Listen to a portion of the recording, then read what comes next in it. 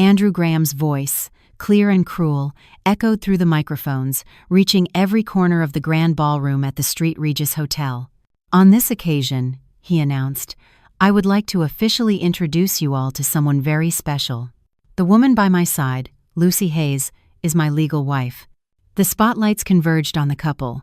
Andrew wrapped an arm around Lucy's waist, and they stood together, a picture-perfect image of happiness. I stood in the half-light at the side of the stage. The champagne flute in my hand trembled slightly, the amber liquid creating miniature waves on its surface. A collective whisper filled the room, 100 voices all seeming to say the same thing. "My name is Elizabeth Palmer, and until about 10 minutes ago, I was the wife of Andrew Graham, the man I had been married to for 3 years. As for Miss Palmer," Andrew's voice was stripped of any warmth, "she is fully aware that our marriage was a mere formality, a simple contract designed to maintain stability and cooperation between our two family corporations." Ali, a shameless, glaringly, my fingernails dug into my palm. The sharp pain was the only thing tethering me to reality. Hundreds of pairs of eyes turned toward me, a web of shock, pity, and malice that trapped me at its center. Lucy Hayes, nestled in Andrew's embrace, offered a triumphant, almost imperceptible smile.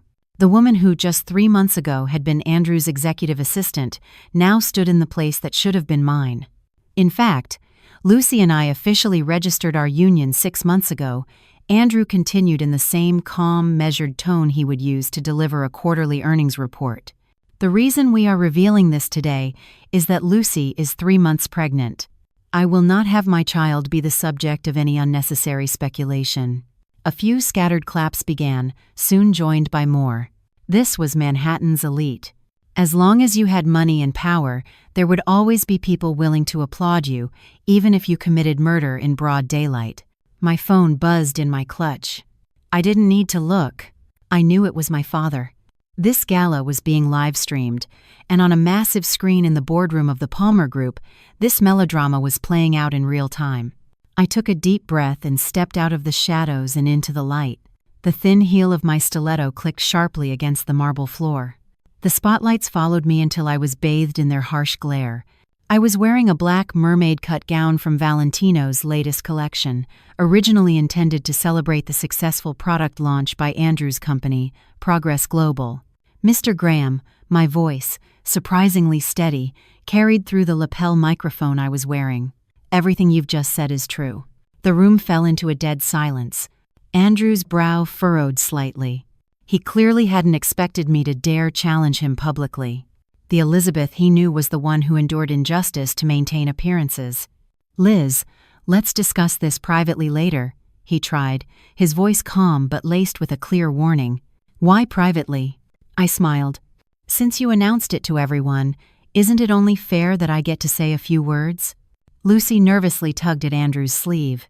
This woman always played the part of the fragile, helpless victim, but her methods were anything but. I remembered all too clearly how, 3 months ago, she had accidentally spilled coffee on the Chanel haute couture gown I had just received, how she would casually mention details of all the times Andrew missed my birthday, how she coincidentally showed up at our anniversary dinner, and like an idiot, I had made excuses for him, thinking he was just too busy, that a little distance in a marriage was normal. The phone in my clutch buzzed again, insistently. I pulled it out. Sure enough, the screen glowed with the name Dad. At the same time, I saw comments flooding the live stream chat. Asterisk. "The real wife is fighting back." Asterisk. "Poor Elizabeth Palmer." Asterisk. "There's no love in a marriage of convenience." Asterisk. Asterisk. "The CEO of Progress Global has some nerve." Asterisk. I answered the call and put it on speaker. "Liz." My father's calm voice filled the ballroom through the phone's speaker. "Are you watching the stream?" The silence was absolute. Even the cameraman moved in for a close-up of my phone screen, where Dad was clearly displayed. Everyone present knew my father was William Palmer, the chairman of the Palmer Group, one of the most powerful business conglomerates in the country. "I'm seeing it with my own eyes, Dad," I replied, my gaze locked on Andrew. A brief pause on the other end, then my father's voice, cold as steel, delivered the verdict. "Then, daughter, announce the divorce." And make sure Progress Global is bankrupt by morning." A collective gasp swept through the room. The cameras swiveled to Andrew. His face had drained of all color. Lucy stood with her mouth agape, stunned. The call ended, but its effect was like dropping a nuclear bomb on a placid lake. Andrew finally reacted, striding toward me. He lowered his voice. "Liz, this is a misunderstanding. I can explain." "Explain what?" I took a step back, maintaining my distance. "Explain how you were sleeping with both me and that woman? Or how you were using the Palmer Group's resources while planning to betray us?" Camera flashes went off like a machine gun. This scene was more thrilling than any financial drama. It would undoubtedly be on the front page of every business and gossip publication tomorrow. Andrew tried to grab my microphone, but I deftly sidestepped him. "Mr. Graham, since you enjoy handling matters in public, let's talk in public." I smiled at the guests.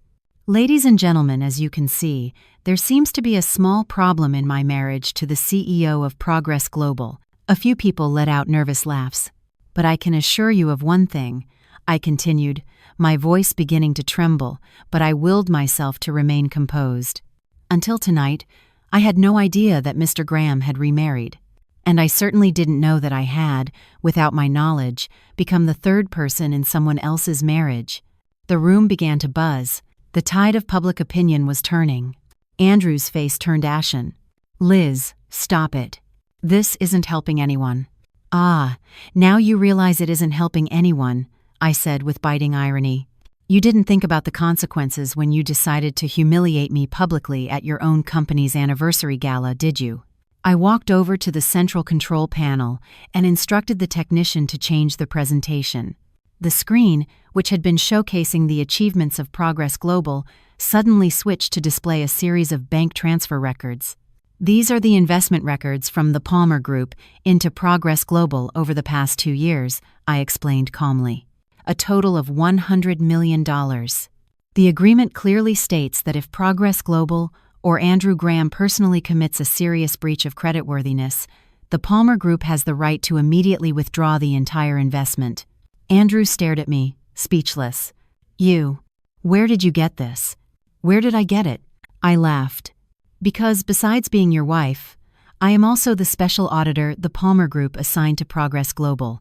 It seems you forgot, but my father trusts no one, not even his own son-in-law." The ballroom erupted. Reporters were frantically snapping photos. This financial data was worth far more than some salacious gossip. Suddenly, Lucy ran toward me, pleading through tears. "Miss Palmer, it's all my fault. Please don't blame Andrew. We truly love each other." What a disgusting performance. I watched her act with cold detachment.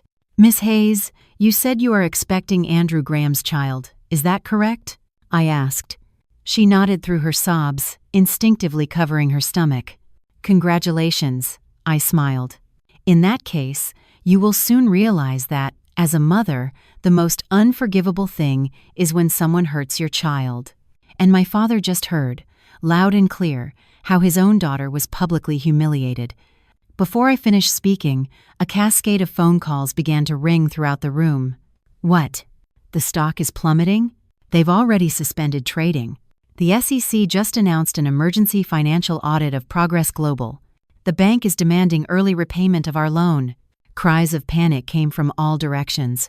Andrew's phone rang too. After answering, his face turned white as a sheet.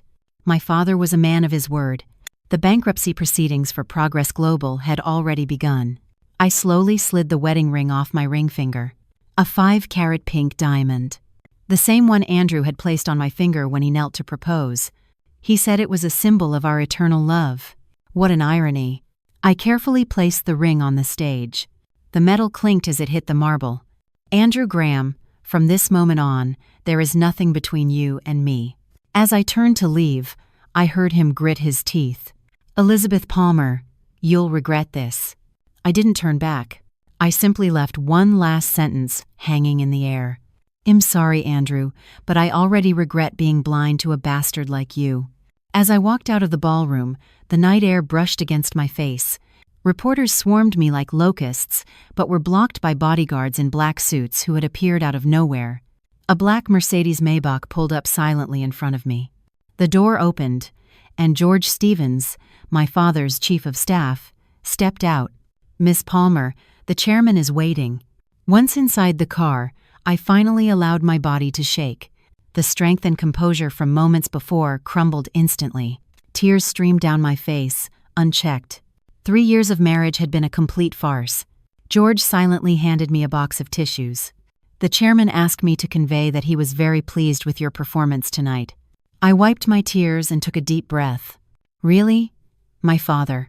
The hedge funds have already taken control of Progress Global's stock. 3 banks simultaneously withdrew their lines of credit, and the SEC has indeed intervened," George reported calmly. "The chairman says this is just the beginning." I stared out at the city skyline rushing past the window. I suddenly remembered the first time I met Andrew. He was just a young entrepreneur back then, his eyes shining with ambition. He said he would build his own business empire, and I told him I believed in him. I truly did. I even convinced my father to invest in Progress Global. Without the support of the Palmer Group, Andrew would never have been able to take Progress Global public in such a short time. And in return, I received public humiliation and betrayal.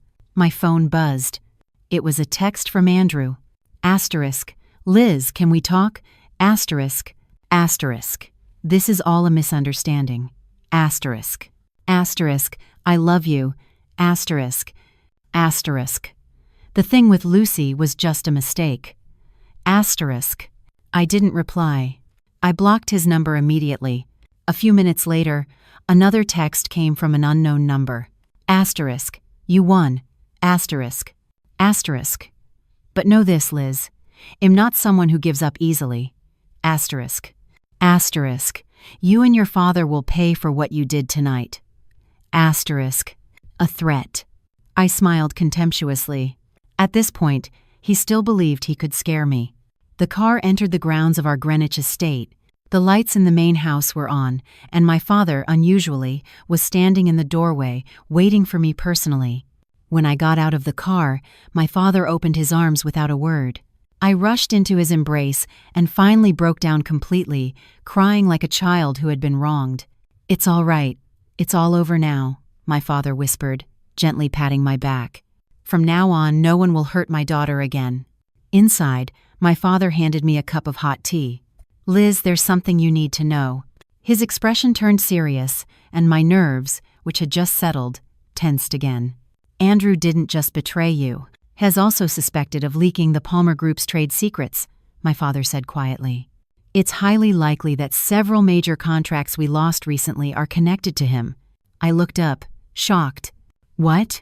"I know it's hard to accept, but the evidence points squarely at him." My father had George bring over a file. "This is also why I was able to move against Progress Global so quickly. I've been preparing for this." Opening the file, I saw a series of capital flow records and several photos of Andrew meeting secretly with the CEO of a rival company. The dates went back over a year, meaning Andrew's betrayal of me, and our marriage began long before he let it be known, perhaps even from the very beginning. "Why?" I whispered, feeling my heart shatter. "Why would he do this?" My father was silent for a moment, then said slowly, "There are some people who, no matter how well you treat them, can never be tamed. What we need to do now is not ask why, but how to minimize the damage and make the traitor pay." He looked me straight in the eye. "Liz, are you ready?" I clenched my fists. My nails dug deep into my palms. The pain kept me focused.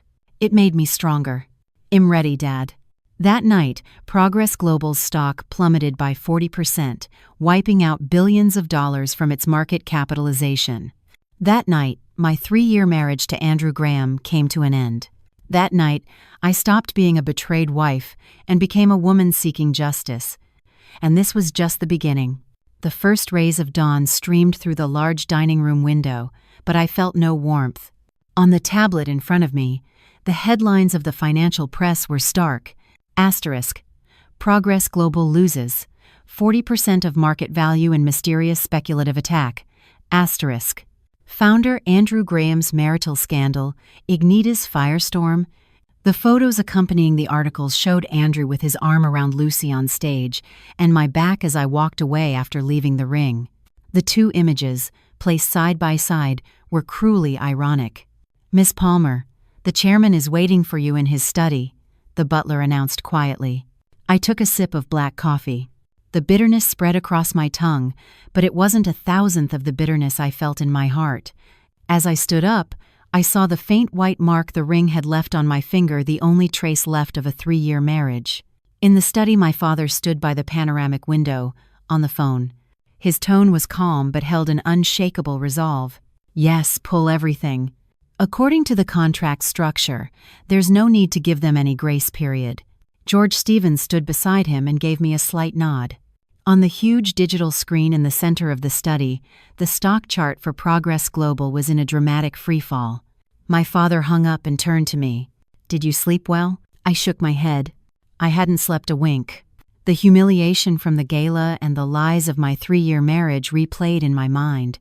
Everything I once thought was a token of love now seemed like a carefully crafted deception.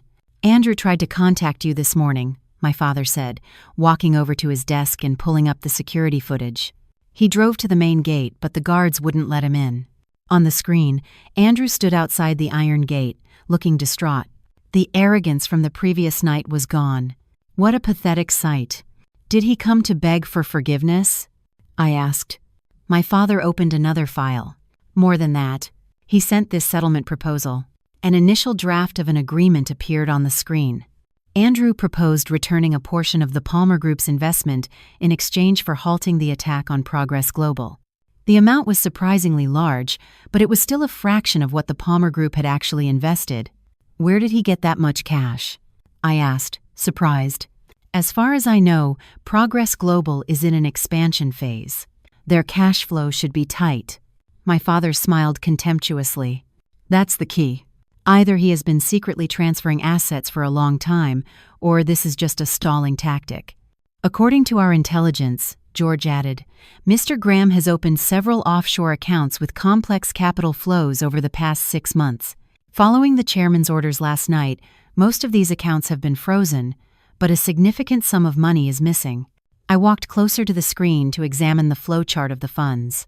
My attention was drawn to an account labeled VS. Funds flowed into this account first, then were dispersed through several shell corporations. "VS," I whispered. "Victor Sterling." "We noticed that as well," my father confirmed. "The account holder is one Victor Sterling, an American businessman with a suspiciously clean record." "Too clean." "That's the mistake," I said. "We can trace his connection to Andrew." "We're working on it, but it will take some time," George replied. "So far, all we've confirmed is that Sterling has had several transactions with Progress Global. Hess supposedly the CEO of a tech company in Silicon Valley." As we spoke, my phone wouldn't stop buzzing with countless texts and missed call notifications. Curious friends, hypocritical words of comfort, interview requests from the media. Among them, one message caught my eye. "Liz, it's Laura Rhodes. I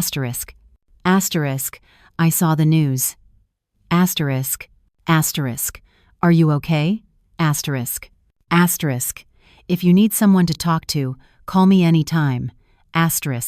Laura was my best friend from college. After graduation, she became a financial journalist. Though we had drifted apart in recent years, our bond was still strong. "I need to hold a press conference," I said suddenly. My father raised an eyebrow. "Are you sure? Are you ready?"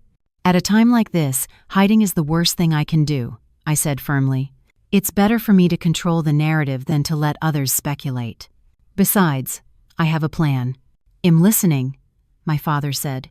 "A press conference is the best place to set a trap," I smiled faintly. "Traders are always eager to see the results of their handiwork, aren't they?" 2 hours later, the press room at the Palmer Group headquarters was packed. I had chosen a sleek, understated white power suit. My makeup was polished, but not overdone, designed to make me look neither weary nor overly aggressive. I wanted to project an image of a calm, rational Elizabeth Palmer, a corporate representative who could be trusted. "Thank you all for coming," I said into the microphone, my voice steady. "I know you have many questions." I will do my best to answer them, but please understand that some matters are confidential and cannot be disclosed. Reporters' hands shot up, and questions flew like bullets. Miss Palmer, were you aware of Mr. Graham's announcement beforehand? Did the Palmer Group orchestrate the fall of Progress Global's stock? Is it true that the Palmer Group will withdraw its entire investment? Do you intend to file for divorce, and how will the assets be divided? I raised a hand for silence. I will answer in order. First, I had absolutely no prior knowledge of Mr. Graham's announcement. It was as shocking and humiliating a surprise to me as it was to all of you. A murmur went through the room, and camera flashes intensified. Second, regarding Progress Global's stock, the market has its own rules. As an investor, the Palmer Group will naturally take necessary measures to protect our interests. I chose my words carefully. As for withdrawing our investment, based on the breach of contract that Mr. Graham himself publicly admitted last night, it is true that the Palmer Group is exercising its rightful options under the terms of our agreement. At that moment, a familiar figure quietly entered through a side door and sat in the back corner. Laura Rhodes gave me a subtle nod. I continued my statement. Finally, regarding my marriage. I paused for effect, lowering my gaze. When I looked up again, my eyes were glistening, but I fought back the tears. I deeply regret that we have come to this point. For the past 3 years, I have supported and dedicated myself wholeheartedly to my husband's career, but this is the result. The well-timed catch in my voice silenced the room. A wave of sympathy began to spread. I will overcome this pain as quickly as possible and focus on the development of the Palmer Group and my own future. I forced a smile, which the cameras captured in a close-up. Thank you for your time, Miss Palmer. A reporter suddenly shouted. There are rumors that your marriage to Mr. Graham was a marriage of convenience from the start. Is that true? A sharp, dangerous question. I recognized the reporter. He was known for digging into private lives and was rumored to have close ties to Progress Global. My marriage began with love, I answered firmly. At least, on my part. I deliberately left the sentence hanging. Then how do you explain that Mr. Graham and Miss Hayes registered their union 6 months ago? The reporter pressed. Isn't it possible that your relationship was already broken and you were just maintaining appearances for business interests? The question was clearly malicious, designed to shift the blame onto me. Just as I was about to respond, my phone vibrated. It was an urgent text from George. Asterisk movement on the VS account. Asterisk. Asterisk. A large sum is being transferred to the U.S. Asterisk. Asterisk. Recipient is Nexus Tech, sole shareholder, Lucy Hayes. Asterisk. What incredible timing. I looked up and stared directly at the reporter. Your question is very interesting. Allow me to ask one in return. Were you aware that Miss Hayes, the very same woman Mr. Graham claims is pregnant, suddenly founded a company with a registered capital of $50 million? The room erupted. The reporter, caught off guard, was momentarily speechless. And it just so happens, I continued, that the date of this company's founding was exactly 3 months ago, the same time Miss Hayes claims she became pregnant. Daunt, you find that a remarkable coincidence? Reporters were scribbling furiously. This was an entirely unexpected scoop. Miss Palmer, are you suggesting Miss Hayes faked her pregnancy? Another reporter quickly asked. I'm not suggesting anything, I smiled. I am simply presenting the facts. In any case, it seems that in this day and age, business and feelings are sometimes hard to separate. There are people who fake love for money, and people who fake a pregnancy for money. It's hardly surprising. The statement caused a massive stir. I used the moment to glance at Laura in the back row. She discreetly gave me a thumbs up. As soon as I got back to the break room, Laura followed me in. Liz, you were incredible, she said, hugging me. I recorded everything. That reporter was definitely on their payroll. His questions were completely slanted toward Progress Global. I noticed. I sighed. Laura, I need your help. Laura Rhodes was one of the best investigative journalists in the business. She was an editor now, but her contacts and skills were as sharp as ever. Name it, she said without hesitation. A scumbag like that needs to be exposed. I lowered my voice. I don't just think Andrew cheated on me. I think he stole trade secrets from the Palmer Group. It's highly likely that several major contracts we recently lost are connected to him. Laura's eyes widened. Hez insane. That's a federal crime. I need proof, I held her hand, but if anyone from our side makes a move, hell no immediately. You're a journalist. You have the perfect cover to investigate. Laura understood instantly. I'll get close to Progress Global's senior management under the guise of doing a feature story, especially that Lucy Hayes. If the pregnancy is fake, there's bound to be a discrepancy in her medical records. Just as we were talking, George knocked on the door. Miss Palmer, there's a new development. He handed me a tablet. The screen showed a live feed from the security cameras. Andrew Graham was in the lobby of the Palmer Group headquarters, trying to get to the upper floors, but security was blocking him. Let me see Liz. This is all a misunderstanding. On screen, Andrew, contrary to his usual cool demeanor, was visibly agitated. Should we let him in? George asked. I exchanged a look with Laura. She discreetly took out her digital recorder. Show him to a small conference room. Tell him he has 5 minutes. In the small conference room, I sat at the head of the table, while Laura pretended to organize some papers beside me. The door opened, and Andrew rushed in. His suit was wrinkled, and he had dark circles under his eyes. He clearly hadn't slept. Liz, we need to talk, he said urgently, ignoring Laura's presence. Mr. Graham, is there anything left for us to discuss? I replied coldly. What happened last night?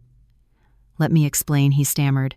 Lucy threatened me. She said if I didn't announce it publicly, she would terminate the pregnancy. So you chose to publicly humiliate me. I raised an eyebrow. What a moving love story. Andrew finally noticed Laura, and his expression grew suspicious. Who is this? My lawyer. I lied without blinking. Handling the divorce. Andrew took a deep breath, trying to regain his usual composure.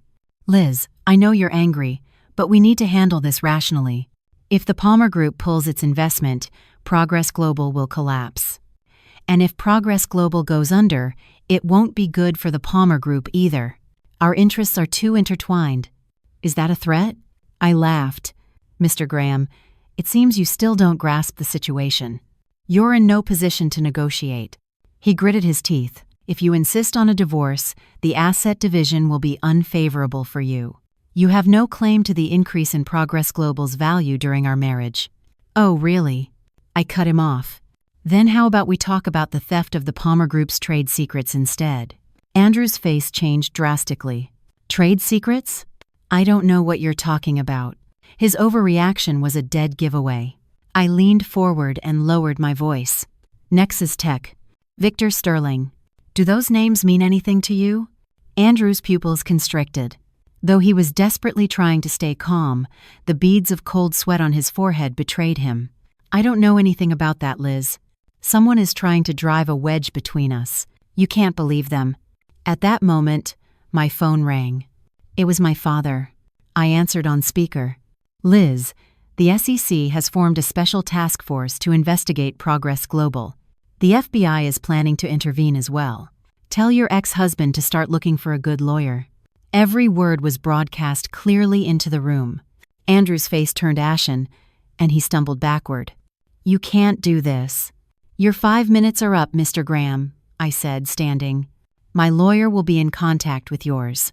Now, please leave.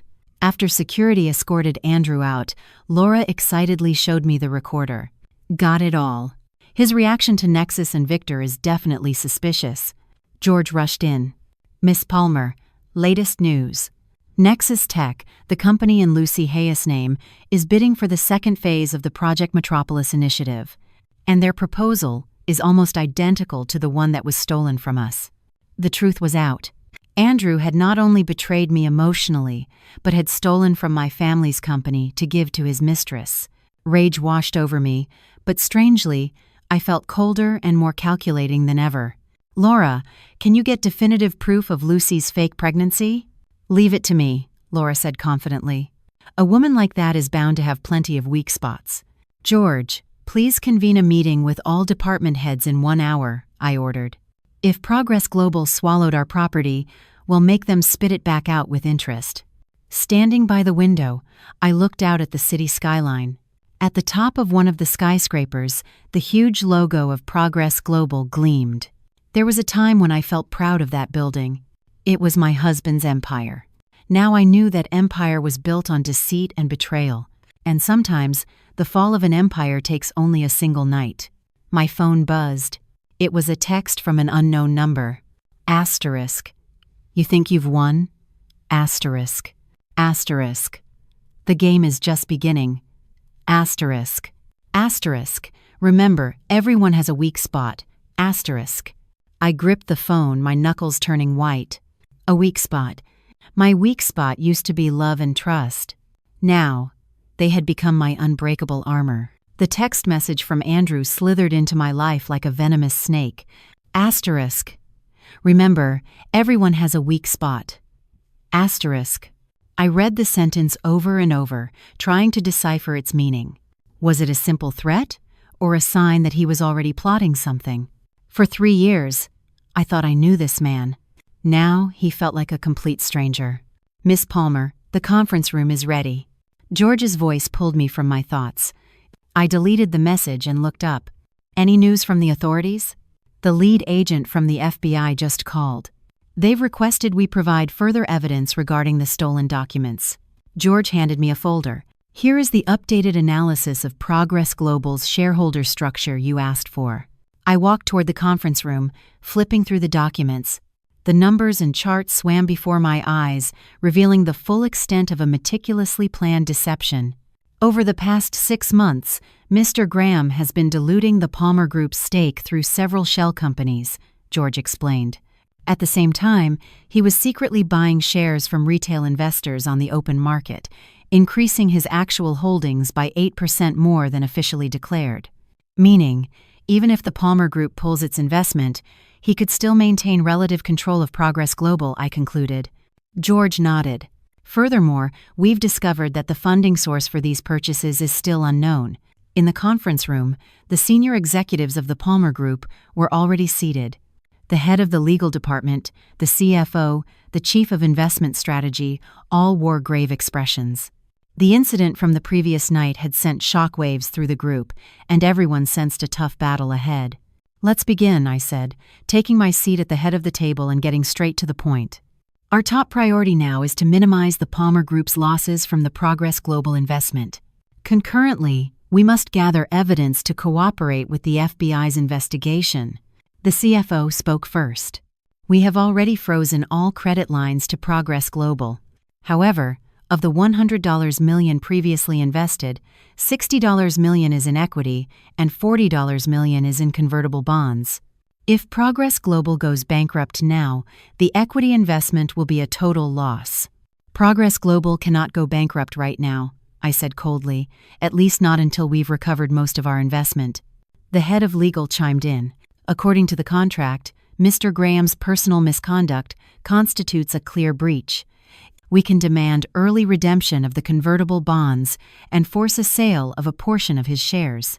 With what money would he buy back the shares? The chief of strategy asked.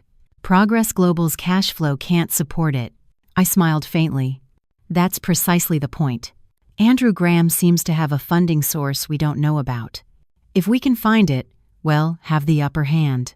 The meeting lasted for an hour, producing a multi-pronged strategy that included legal pressure, capital market operations, and media management. After it concluded, I asked George to stay behind. Arrange a meeting for me with the lead FBI agent. I need to see him in person. George hesitated for a moment. The chairman would prefer you not get directly involved in the investigation for now. It might provoke the enemy. I shook my head. The snake has already been startled. Now is the time to draw it out of its hole. My phone rang. It was Laura. Liz, I've discovered something incredible. Her voice was buzzing with excitement. A friend at the hospital confirmed that Lucy Hayes did indeed have a gynecological consultation. But interestingly, at the same time, she also had a consultation at a plastic surgery clinic about a postpartum recovery program. And what's wrong with that? I didn't understand. The problem is, the program she was consulting about involved a tummy tuck and stretch mark removal. Laura lowered her voice. But according to the report, she has no stretch marks or abdominal muscle separation. Her body is not that of a woman 3 months pregnant. I frowned. What does that mean? Either the report is wrong, or... Laura paused. She's not pregnant at all, or at least not as far along as she claims. I recalled Andrew's words from the night before. Asterisk, Lucy threatened me. Asterisk. Asterisk. She said if I didn't announce it publicly, she would terminate the pregnancy. Asterisk. Could you get her complete medical file? I'm working on it. But, Laura suddenly hushed her voice. Wait a minute. I just saw Lucy Hayes' car pull into the underground parking garage at the Progress Global building. That's strange. In this situation, she should be laying low. Follow her, I said immediately. But be careful not to be seen. I hung up and turned to George. We're going to Progress Global. George was taken aback. Miss Palmer, that could be dangerous. The employees there are hostile to you right now. That's exactly why I have to go, I said firmly. I need to see for myself what kind of trick Andrew Graham is planning. Half an hour later, my car was parked across the street from the Progress Global building. Through the window, I could see reporters still camped out at the entrance. Mr. Graham is in his office on the top floor, George said, looking at surveillance information on his tablet. Strange.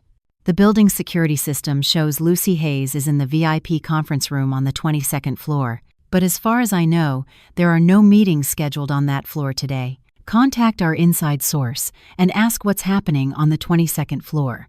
As a majority shareholder, the Palmer Group naturally had its people within Progress Global.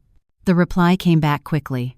The 22nd floor had been temporarily sealed off, guarded only by Andrew's most trusted security, and it seemed an important guest had arrived. An important guest? I mused. Check the entry logs for all vehicles that entered Progress Global today. The data was quickly sent over, and one photo caught my attention. A black Mercedes-Benz 600. The license plate was unfamiliar, but the visitor's pass on the dashboard read, Nexus Tech. Nexus Tech. Lucy Hayes Company. Victor Sterling. George, you said Victor Sterling is an American businessman? Yes, with an almost untraceable history. Too clean. I stared at the car. Suddenly, I had a feeling. Too clean is the problem. Check all international entry and exit records for that license plate. I need to know when he entered the country. While waiting for the results, I received a text from Laura. Asterisk Liz. I saw Lucy Hayes leaving the garage with a man. Asterisk. Asterisk Asian. Around 40, very well dressed. Asterisk. Asterisk. Doesn't look like an ordinary person. Asterisk. She then sent me a blurry photo. The man's profile in the photo was sharp. He wore gold-rimmed glasses and exuded an air of refined authority. I zoomed in on the watch on his wrist, a limited edition Patek Philippe, a watch worth as much as a luxury condo. At that moment, George took a call, and after listening, his expression turned strange. Miss Palmer, according to immigration records, Victor Sterling entered the country 3 days ago. But the strange thing is, the name on the passport he used wasn't Victor Sterling, but Julian Palmer. Julian Palmer. The name sounded familiar, but I couldn't place it. George continued to look through the data, and then suddenly froze. Julian Palmer was the main culprit in a major industrial espionage case 15 years ago. He fled the country afterward and changed his identity. He was the one who stole trade secrets from the Palmer Group back then. Suddenly, it all came back to me. My father had mentioned the case before. He said a major project of the Palmer Group had nearly failed because of him. All the pieces of the puzzle started to fit. Andrew hadn't just betrayed me. He had allied himself with an old enemy of the Palmer Group. George, we have to go in. I made a firm decision. It's too dangerous, George objected. The chairman was very clear. If my father asks, tell him it was absolutely necessary. I was already opening the car door. There are some questions you can only ask face to face. Flanked by bodyguards, I walked straight toward the Progress Global building. The reporters instantly recognized me and swarmed forward.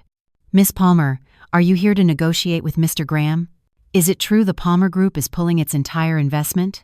What do you think about Miss Hayes' company bidding for the Project Metropolis contract?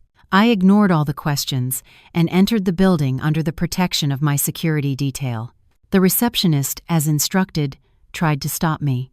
"Miss Palmer, I'm sorry you need an appointment." "Have you forgotten that I am still a member of the board of directors of Progress Global?" I retorted coldly. "According to the bylaws, I have the right to enter the company at any time." Using the receptionist's hesitation, I headed straight for the private elevator to the 22nd floor. George had already remotely disabled the elevator's security lockdown. We reached the 22nd floor without issue. When the elevator doors opened, 2 bodyguards in black suits immediately blocked our path. "We're sorry, this floor is closed for the day." I could see a sliver of light from the conference room door at the end of the hall and heard the faint murmur of discussion. "Andrew Graham is in there, isn't he?" I deliberately raised my voice so they could hear me. "Tell him Elizabeth Palmer wants to see him immediately." A bodyguard communicated quietly into his earpiece, and a moment later, the conference room door opened, and Andrew appeared, his face ashen. "Liz, you shouldn't be here." His tone was cold. I smiled. "I'm just exercising my rights as a shareholder. I heard Progress Global has a new partner." "Arent, you going to introduce me?" Through the crack in the door, I saw several people sitting inside. Lucy Hayes, the man in the gold-rimmed glasses, presumably Victor, and a woman with her back to the door. Her silhouette looked strangely familiar. "Company matters will be discussed at the board meeting." "Now leave," Andrew said, blocking the doorway. Just then, the woman inside suddenly turned around. It was Helena Jenkins, my best friend from my college days. I froze. Helena was one of the people I trusted most. 2 years ago, she had suddenly left to study abroad, and we had gradually lost touch. What was she doing here? Helena looked at me, her expression faltering, then she forced an awkward smile. "Liz, what a coincidence." Andrew, seeing the situation, realized he could no longer hide it and reluctantly stepped aside, letting me into the conference room. The atmosphere inside was tense. Lucy sat next to Victor, visibly nervous, while Victor looked calm, as if he had anticipated everything. Helena stood by the window, avoiding my gaze. Well, what a collection of familiar faces," I said, scanning the room. "Aren't you going to make the introductions, Andrew?" Andrew gritted his teeth. "Mr. Sterling is a new partner of Progress Global. Helena is his assistant. Helena, Victor's assistant." The coincidence was too contrived. Victor stood up and extended his hand graciously. "Miss Palmer, I've heard a great deal about you. I'm Victor Sterling, CEO of Nexus Tech." I didn't take his hand. "Julian Palmer, perhaps we should use our real names?" His gaze shifted subtly, but he instantly recovered his smile. "Miss Palmer, I see you're well informed. It's true. My former name was Julian Palmer, but I am now an American citizen and a legitimate businessman." "A legitimate businessman who steals other people's trade secrets?" I asked bluntly. Lucy couldn't help but interject. "Liz, don't make baseless accusations. Mr. Sterling is a very important partner for Progress Global." "Oh, really?" I turned to her. "So important that you faked a pregnancy and threatened Andrew to humiliate me in public?" Lucy's face went pale. "What nonsense are you talking about? I am pregnant with Andrew's child." "Then please show me the medical report," I said, taking a step forward. The real, unedited report, with the correct gestational age. Andrew cut in. "Liz, that's enough. You shouldn't be here. Get out, now." Victor, or rather Julian Palmer, raised a hand to stop him. "It's all right. I find Miss Palmer very interesting." He walked toward me, studying me with curiosity. "You're much bolder than I thought. Not at all like what your father said about you." I froze. "You know my father?" Julian smiled. "We're old friends, but that's another story. Perhaps we should discuss the current situation?" He gestured for everyone to sit, as if he were the master of the place. Andrew and Lucy obediently sat down, while Helena stood silently behind Julian, not daring to look at me. "The current situation is simple," I said, remaining standing. "Andrew Graham stole trade secrets from the Palmer Group, and the Palmer Group will take legal action. Progress Global will go bankrupt, and all of you will face criminal charges." Julian laughed. "Youth is always so impulsive. Do you think we did all this without being prepared?" He nodded at Helena. After a moment of hesitation, Helena handed me a folder. "Take a look at this," Julian said. "If you insist on fighting, this document will be made public." I opened the folder, and my pupils instantly contracted. It contained photos and medical records of my mother, Carmen, detailing her treatment at a psychiatric clinic in Switzerland. "How did you?" My voice trembled.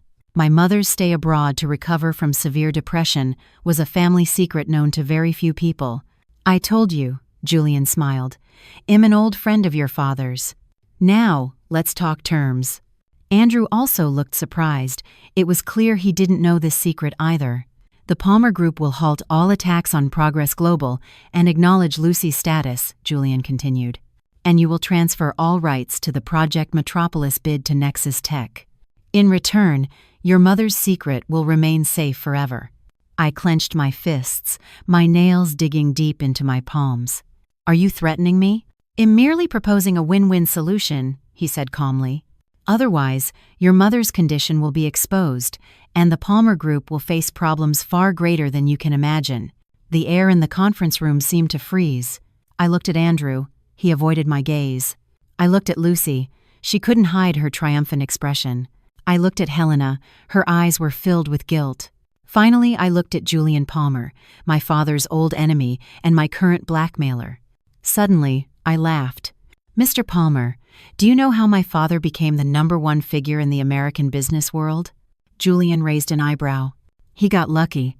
"No," I said slowly, "because my father never gives in to blackmail." I took out my phone and pressed the stop recording button. "This entire conversation has been live-streamed to the Palmer Group's legal department and to the FBI. Now, not only you, but every accomplice in this room is facing an additional charge of extortion." Julian's face finally stiffened. "You." Just then, the conference room doors burst open, and several FBI agents led by the lead investigator rushed in. "Julian Palmer, you're under arrest on suspicion of industrial espionage. You'll have to come with us." The situation devolved into chaos. Andrew tried to explain himself. Lucy panicked, and Helena turned white as a sheet. Julian, however, remained strangely calm. He stared at me. "You're clever, just like your father. But remember, the game is just beginning." Before they led him away, he shot a meaningful glance at Andrew. "Don't forget our agreement." After the FBI took Julian away, those remaining in the room were stunned. Andrew was the first to explode. "Liz, do you have any idea what you've done? Mr. Sterling was our only hope." "Hope?" I said with irony. "He was the hand that was about to push you off a cliff." Lucy suddenly burst into tears. "It's over. Everything is over." Helena walked over to me quietly and whispered, "Liz, I'm sorry. I had no choice. They threatened my family." Looking at the chaotic scene, I felt a deep sense of exhaustion. My ex-husband, my former best friend. They were all either enemies or strangers now. My phone vibrated. It was a message from my father. "Good work. Asterisk. Come home. Asterisk. Asterisk. We need to talk.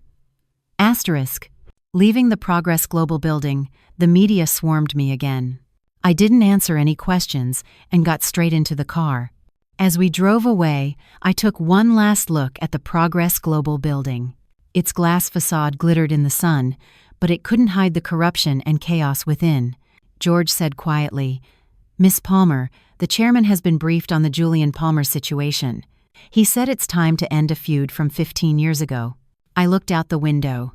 The city was still bustling, but an unseen current flowed beneath the surface.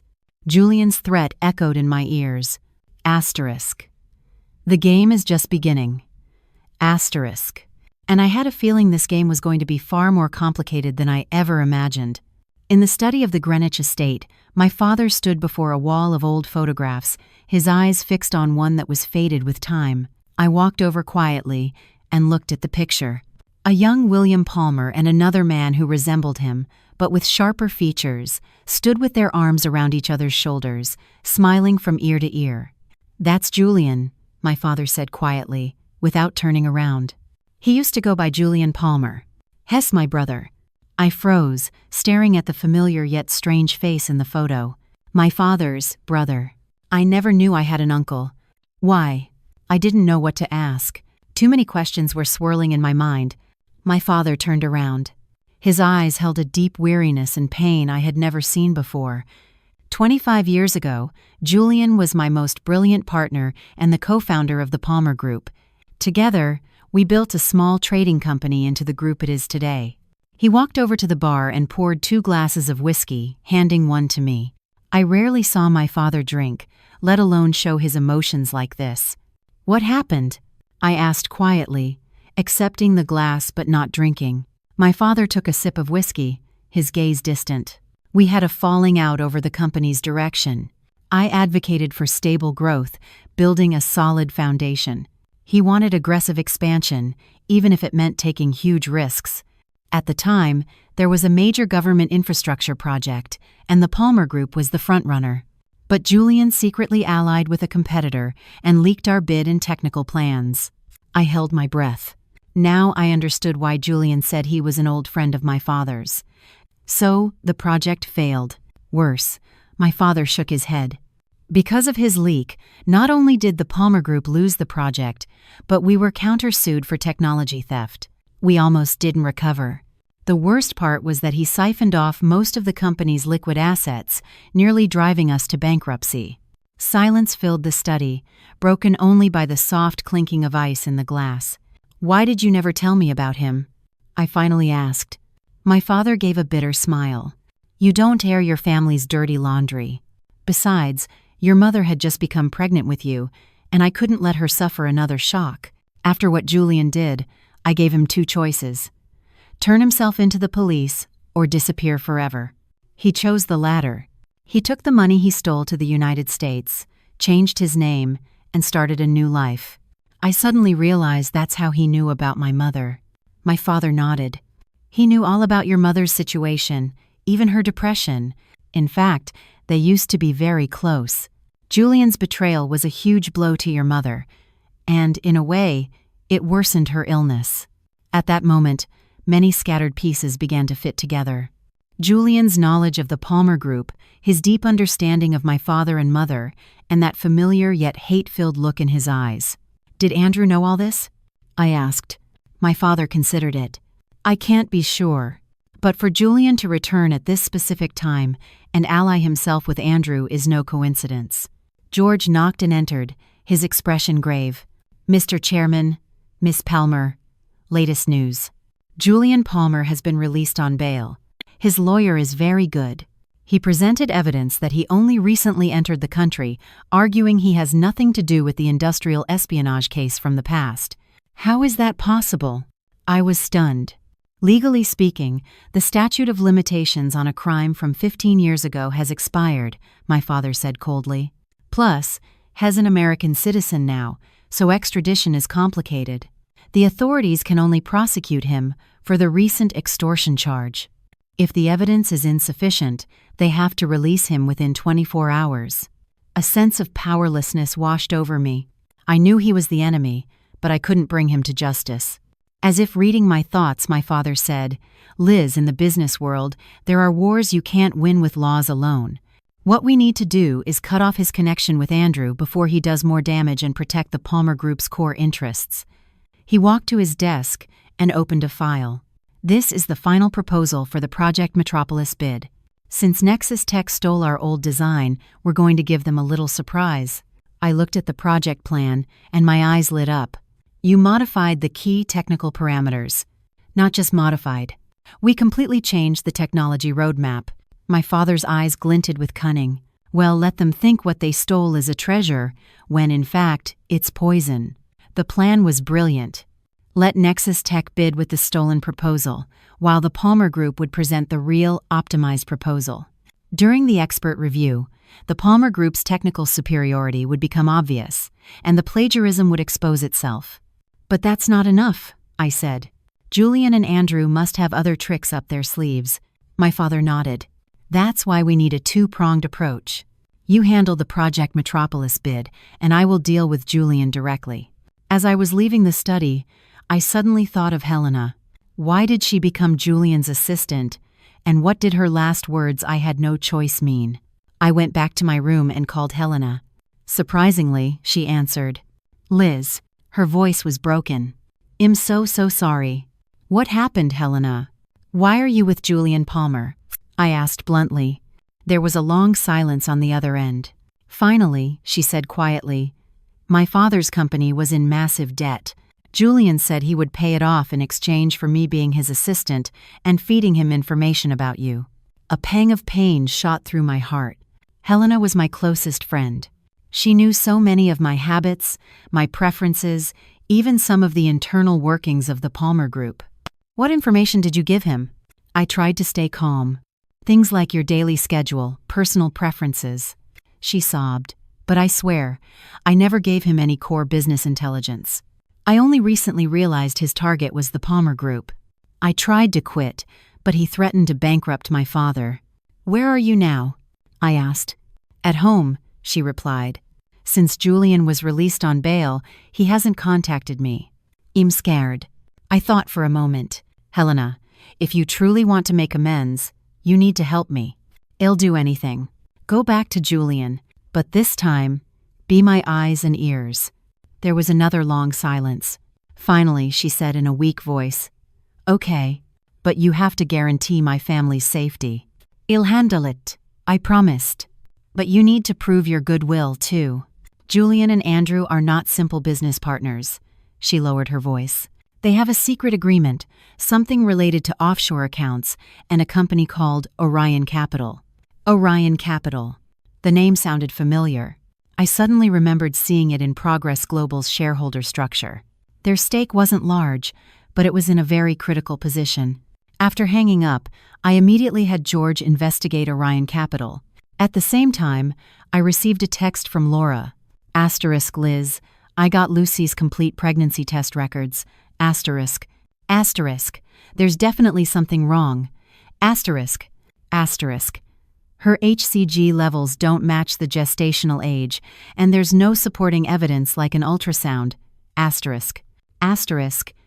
I consulted a gynecologist, and he said it's highly likely she's not pregnant, or the pregnancy is much earlier than she claims. Asterisk. The news couldn't have been more timely. If Lucy's pregnancy was a sham, the justification Andrew gave publicly would completely crumble, and his credibility would hit rock bottom. "Can we get conclusive proof?" I asked. "We'd have to force her to take a test or get her private medical files," Laura replied. "But I found something else. There have been several cash transfers between Lucy and Julian. The amounts are far too large for a secretary's salary." All the clues were pointing in one direction. Julian was using Lucy to manipulate Andrew, with the goal of taking over Progress Global and, through that, attacking the Palmer Group. But why? Was it just a grudge from 15 years ago? Or was there a deeper reason? That evening, I received an unexpected call. It was Andrew's mother. "Liz, could you meet with me for a moment? There's something I think you should know." My mother-in-law's voice sounded exhausted. She had always treated me well. Despite what her son had done, I found it hard to refuse. We met in a quiet tea room. She looked much older. Her eyes filled with undisguised worry. "Mrs. Graham, what did you want to tell me?" She took my hand, her eyes moist. "Liz, first, I want to apologize on Andrew's behalf.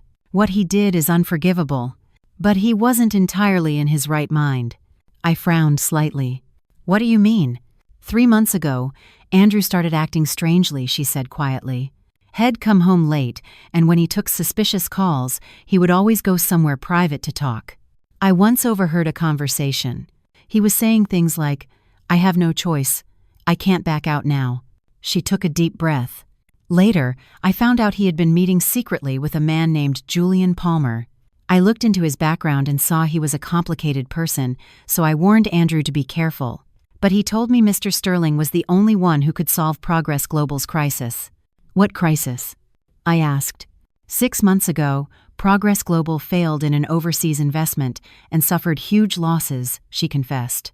"Andrew didn't dare tell you or your father, so he secretly took out loans from loan sharks. Julian showed up when Andrew was at his lowest." I froze.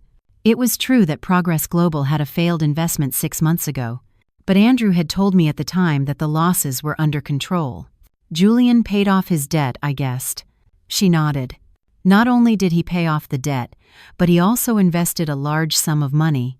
The condition was that Andrew had to give him a portion of Progress Global's shares, and that he had to destroy you socially. Even though I had suspected it, hearing it from her mouth still made my chest ache. Why? I don't understand. Why does Julian hate me and the Palmer Group so much? Her expression became complicated. He said it was revenge. Revenge for everything your father did to him in the past. Leaving the tea room, my heart was heavy. Andrew's betrayal was unforgivable, but it seemed he had also been blackmailed. Still, did that justify publicly humiliating me and stealing trade secrets? Back in the car, George delivered 2 pieces of news. 1, Orion Capital was indeed controlled by Julian, and through a complex shareholding structure, he actually owned 12% of Progress Global. 2, the bid presentation for the Project Metropolis was moved up to tomorrow morning. So soon? I was surprised. Wasn't it scheduled for next week? The contracting authority just announced it. They said there was a change in a key official's schedule. George's expression was grave. And what's more, Nexus Tech has already submitted their proposal, and their technical plan is almost identical to our stolen design. I smiled contemptuously. Just as expected.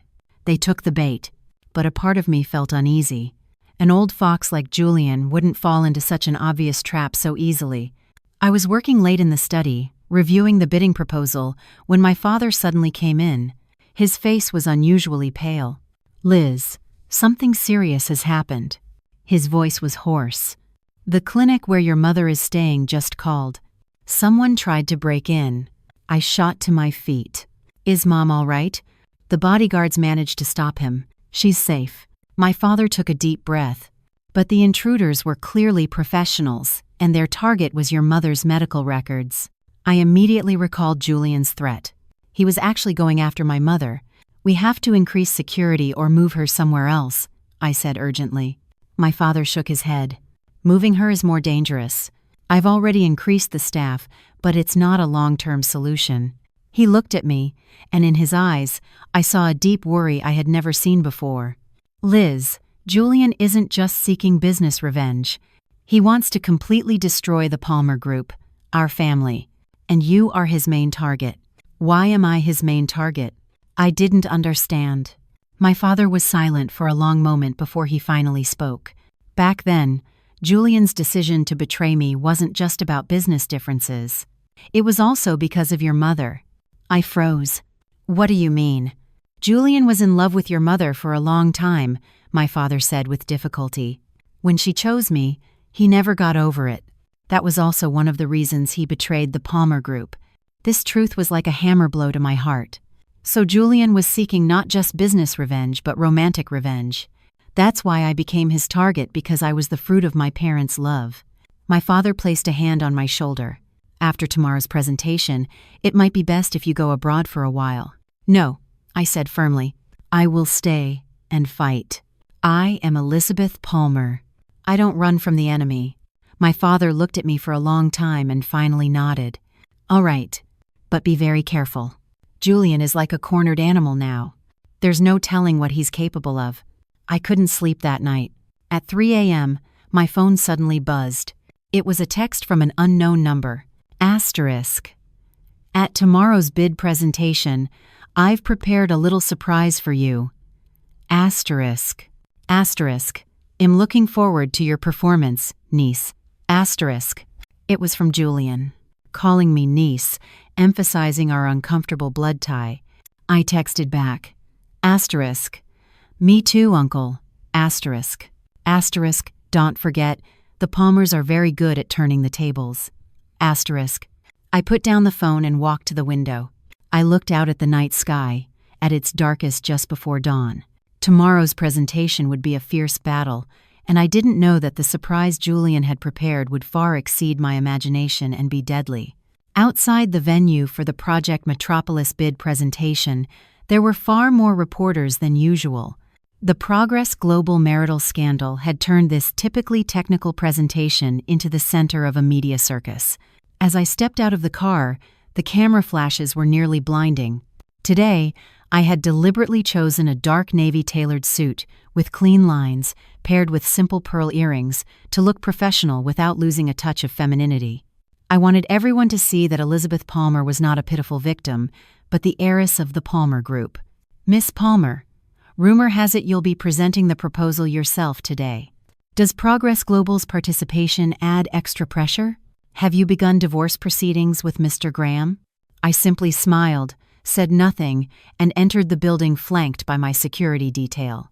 George walked beside me, giving me a quiet update. Mr. Graham and Lucy Hayes have already arrived and are in the waiting room. Julian Palmer is also here as an observer, but he won't be participating directly. And Helena? I asked. George paused. She arrived as Julian's assistant. She sent an encrypted message 10 minutes ago. It just says, "Be careful during the presentation's demonstration phase." I gave a slight nod, my senses on high alert. The presentation process consisted of the proposal exhibition, a technical demonstration, and a Q&A session. Julian had definitely set a trap in one of these phases. Entering the main hall, I immediately saw Andrew and Lucy. They were sitting in the front row on the right, talking to members of the judging panel. Andrew looked tired but was trying to keep up appearances. Lucy was wearing a loose-fitting dress, deliberately accentuating her pregnancy. As I walked past them, Lucy intentionally raised her voice. "Honey, the doctor said the baby is very healthy today. He must know his daddy is going to win a big battle." I didn't turn around, but I could feel Andrew's gaze on my back. I found the Palmer Group's designated seats and sat down. Laura came over quietly and handed me a flash drive. "Just got this. Lucy's complete medical file. She's not pregnant, at least not 3 months pregnant, no way." I pocketed the flash drive. The time wasn't right yet. At 9 a.m., the bid presentation officially began. 5 companies were participating, but the real contenders were the Palmer Group and Progress Global, or rather, Nexus Tech. As fate would have it, the Palmer Group was scheduled to present last, and Progress Global first. Andrew took the stage, seemingly exuding confidence. His presentation was smooth and professional, and the technical solution he proposed was very impressive because it was, in essence, the Palmer Group's design. They had only changed the logo. I noticed a few of the expert judges exchange glances, one frowning slightly. It was clear they also recognized the proposal was very similar to a technology roadmap the Palmer Group had previously published. During the Q&A, one of the judges asked, "Mr. Graham, the smart energy management system in your proposal is very similar to a technical white paper the Palmer Group released last month. Could you explain that?" Andrew replied calmly, "This is a common technical direction in the industry, so there may be similarities. However, Progress Global's algorithm has its own optimizations. The detailed parameters will be disclosed after the project is awarded." It was pure sophistry, but I remained silent. It wasn't time to show my hand. The other companies' presentations were unremarkable. Finally, it was the Palmer Group's turn. I walked to the podium, took a deep breath, and smiled confidently. "Ladies and gentlemen of the panel, today, on behalf of the Palmer Group, I will present to you the City of the Future solution we have custom designed for Project Metropolis." I opened the presentation and deliberately skipped the initial slides that were similar to Progress Global's, jumping straight to the key points of innovation. You may have noticed that our proposal is superficially similar to Progress Global's. But the truth is, 3 months ago, we completely upgraded our technology roadmap. A slight murmur went through the hall. Andrew sat up straighter, and Lucy's expression subtly changed. I proceeded to present the real new technology, a more efficient energy system, smarter traffic management, the application of greener materials. The judges were clearly captivated, and some began taking notes. Most importantly, our ace in the hole is a partnership with MIT to develop a proprietary AI-driven city management system for which we have already filed a patent. This was the ultimate weapon my father had revealed to me the night before, a secret collaboration with the country's top research institution, a fact that very few people within the company even knew. When I finished, the applause was significantly more enthusiastic than before. In the Q&A session, all the judges' questions focused on our innovative technologies. Everything seemed to be going smoothly until the demonstration phase. According to the rules, each company had to demonstrate a part of their technology's functionality. The Palmer Group's demonstration involved an elaborate scale model and a real-time data screen to show the simulated operation of the smart city. I was explaining by the model while George operated the system. It started off smoothly, but I gradually noticed George was having trouble with the controls, and sweat beaded on his forehead. "Next, we will show you the traffic flow optimization system," I said, sticking to the script, but George couldn't get the corresponding button to work. Suddenly, the demonstration screen flickered a few times and went blue. A murmur went through the hall.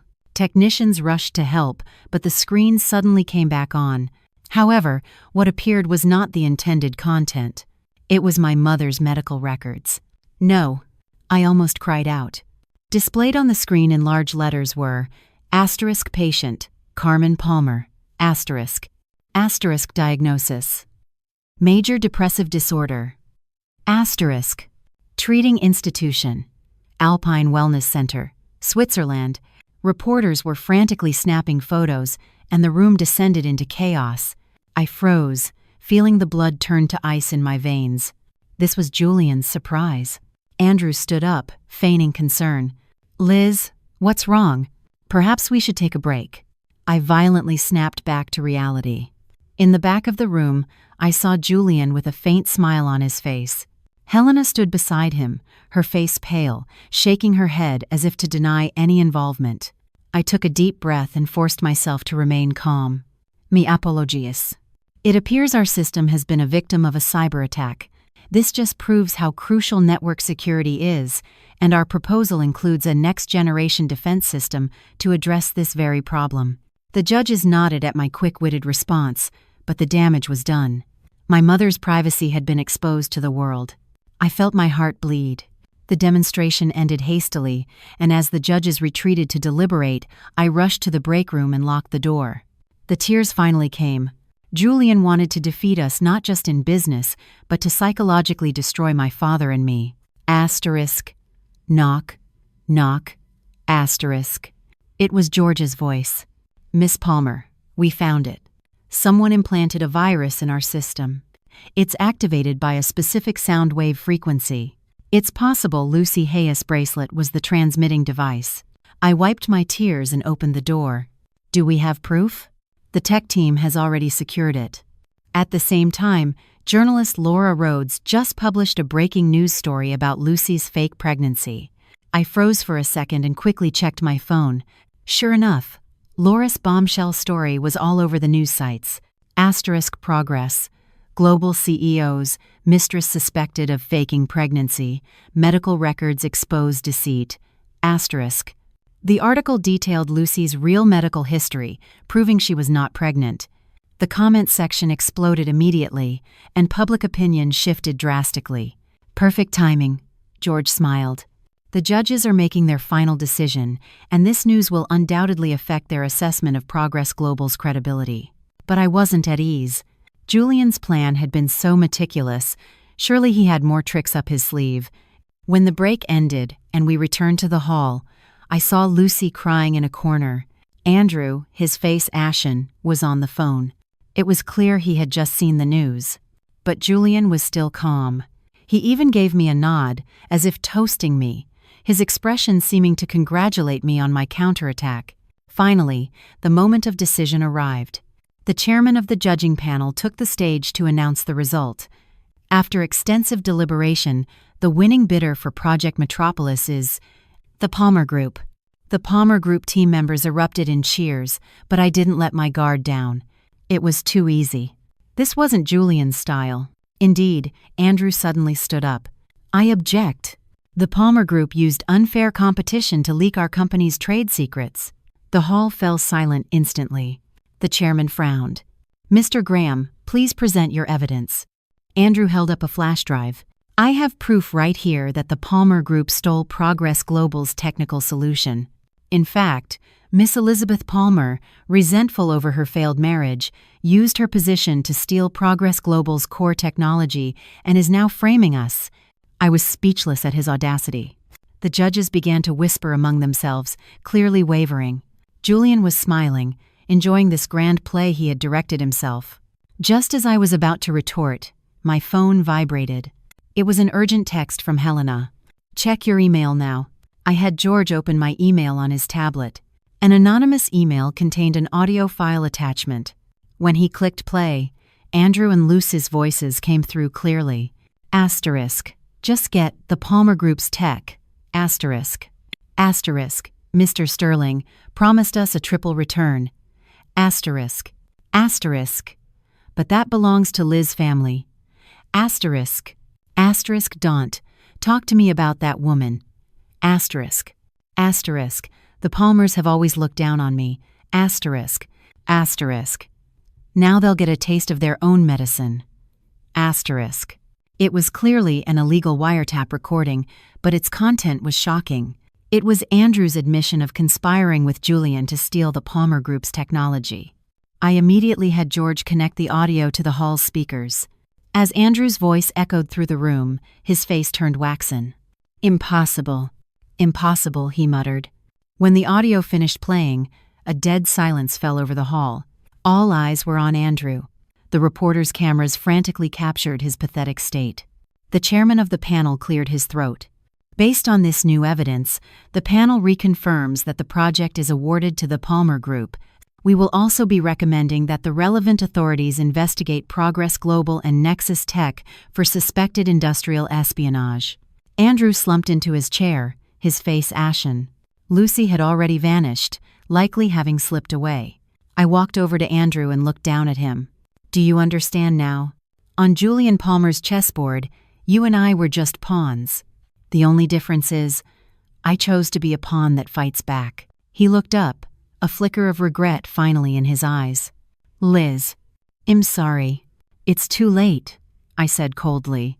"You should find a lawyer, Mr. Graham.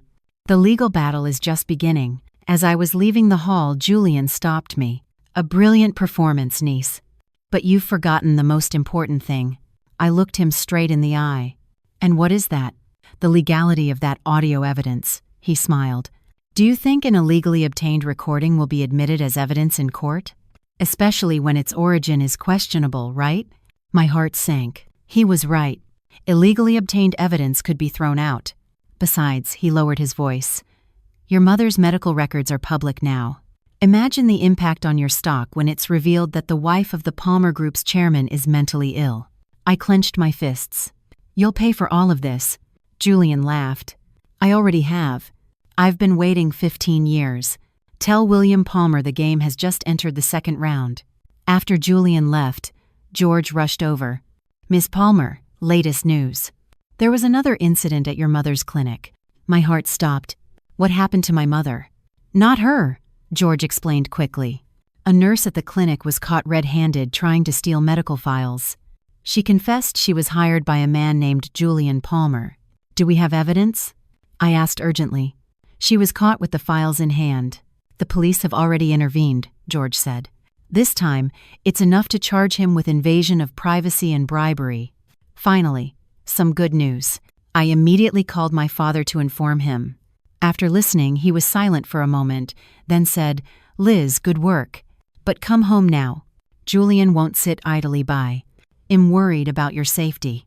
On the way back to the Palmer Group, I was still replaying the day's events. We had won the bid, but Julian's threat still loomed. The harm he had done to my mother, in particular, was unforgivable. The car pulled into the underground garage. I was just about to get out when I heard a sharp yell. "Look out!" Immediately after, a gunshot rang out.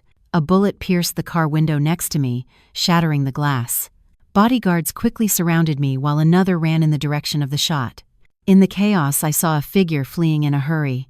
Her silhouette looked vaguely familiar. "Miss Palmer, are you all right?" George asked, his voice tense. I shook my head, my heart pounding. The head of security returned, his expression grim. "He got away. But he left this behind." He handed me a shell casing and a lapel pin, the pin of Orion Capital. Julian, backed into a corner, was starting to resort to violence as a last resort. Back in the office, though my nerves were frayed, I forced myself to calm down. The fact that Julian was acting so extremely meant he was either running out of time or under immense pressure. Why the rush? I checked Progress Global's stock. It had already fallen to an all-time low and was facing delisting. Orion Capital's stake had depreciated drastically, and Julian's investment was evaporating. At the same time, Nexus Tech, under investigation for industrial espionage, had all its operations frozen. Julian's dual investments were collapsing. That's why he was resorting to desperate measures. I realized he had to win quickly, or he would lose everything. George took a call, his expression turning strange. "Miss Palmer, the police say they've found the shooter." "Who was it?" I asked urgently. "Helena Jenkins' father," George said, as if in disbelief. He confessed he was acting on Julian Palmer's orders, but he claims his intention was not to kill, but to warn. I remembered what Helena had told me, that her father was being controlled by Julian. Now Julian had directly used him to commit a crime. This crossed a line. Does Helena know? Probably not yet.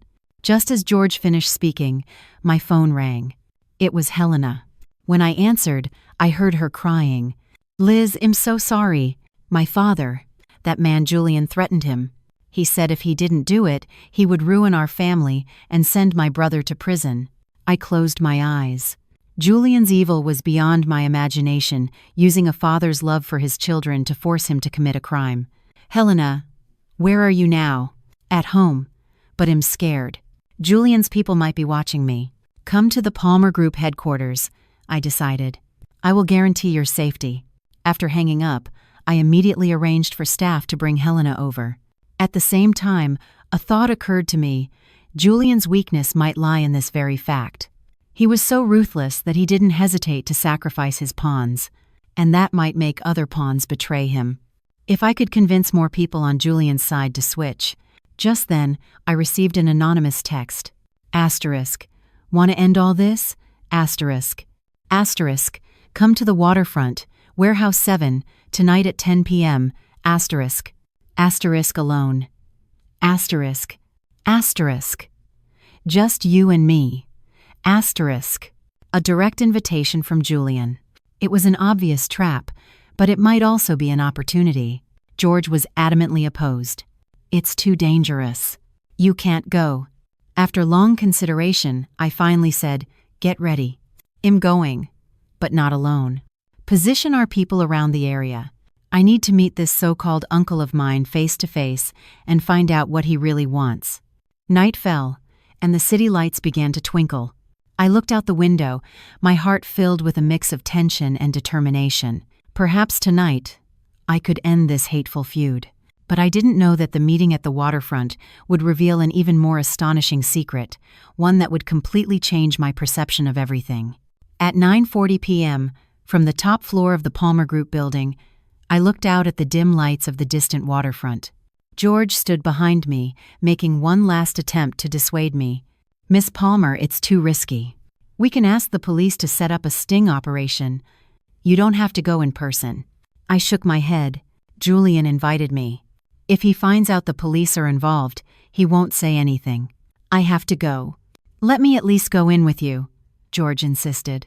He said to come alone. I turned to look at him. "Instead, have our people surround the perimeter and move in at any sign of trouble." Realizing he couldn't change my mind, George nodded. "We've already positioned 12 security personnel in the waterfront area. A sniper is in place and will be monitoring with drones. If we detect any sign of danger, we'll intervene immediately." I put on a bulletproof vest under a black trench coat. In the mirror, my face was pale, but my gaze was resolute. The man I was about to face tonight was not just a business rival but my own uncle, one with a blood feud. As the car headed toward the waterfront, I kept pondering Julian's intentions. Why did he want to meet me alone? Negotiation or revenge? My phone rang. It was my father. I hesitated for a moment, then answered. "Liz, I know you're going to meet him." My father's voice was grave. "There's something I have to tell you about Julian. About your uncle's past." I gripped the phone tightly. "Go on." "Back then, the reason I threw him out wasn't just about the business betrayal," my father said with difficulty. "It was because he did something unforgivable to your mother." My heart sank. "Something unforgivable?" My father was silent for a long moment before finally saying, "He tried to assault your mother." That was the last straw. The news was like a hammer blow to my heart. I thought it was just a business betrayal, but behind it was such a despicable story. Why? Why are you telling me this now? My voice trembled. I didn't want you to carry this burden, my father sighed. But now, you must know the truth. Julian hates me, and he hates you too, because you are the fruit of our love. Be careful, Liz. He is a man capable of anything. After hanging up, I couldn't regain my composure for a long time. Julian's image completely collapsed in my mind. From a business trader, he had become a morally bankrupt criminal. Arriving at the waterfront, I got out of the car and took a deep breath of the salty air. Then, I walked alone to the designated location, Warehouse 7. The warehouse door was ajar, a dim light spilling from within. I pushed the door open and entered. Julian was standing in the middle, his back to me. "You came, niece," he said without turning around. Bolder than I thought. "What do you have to say?" "Say it quickly."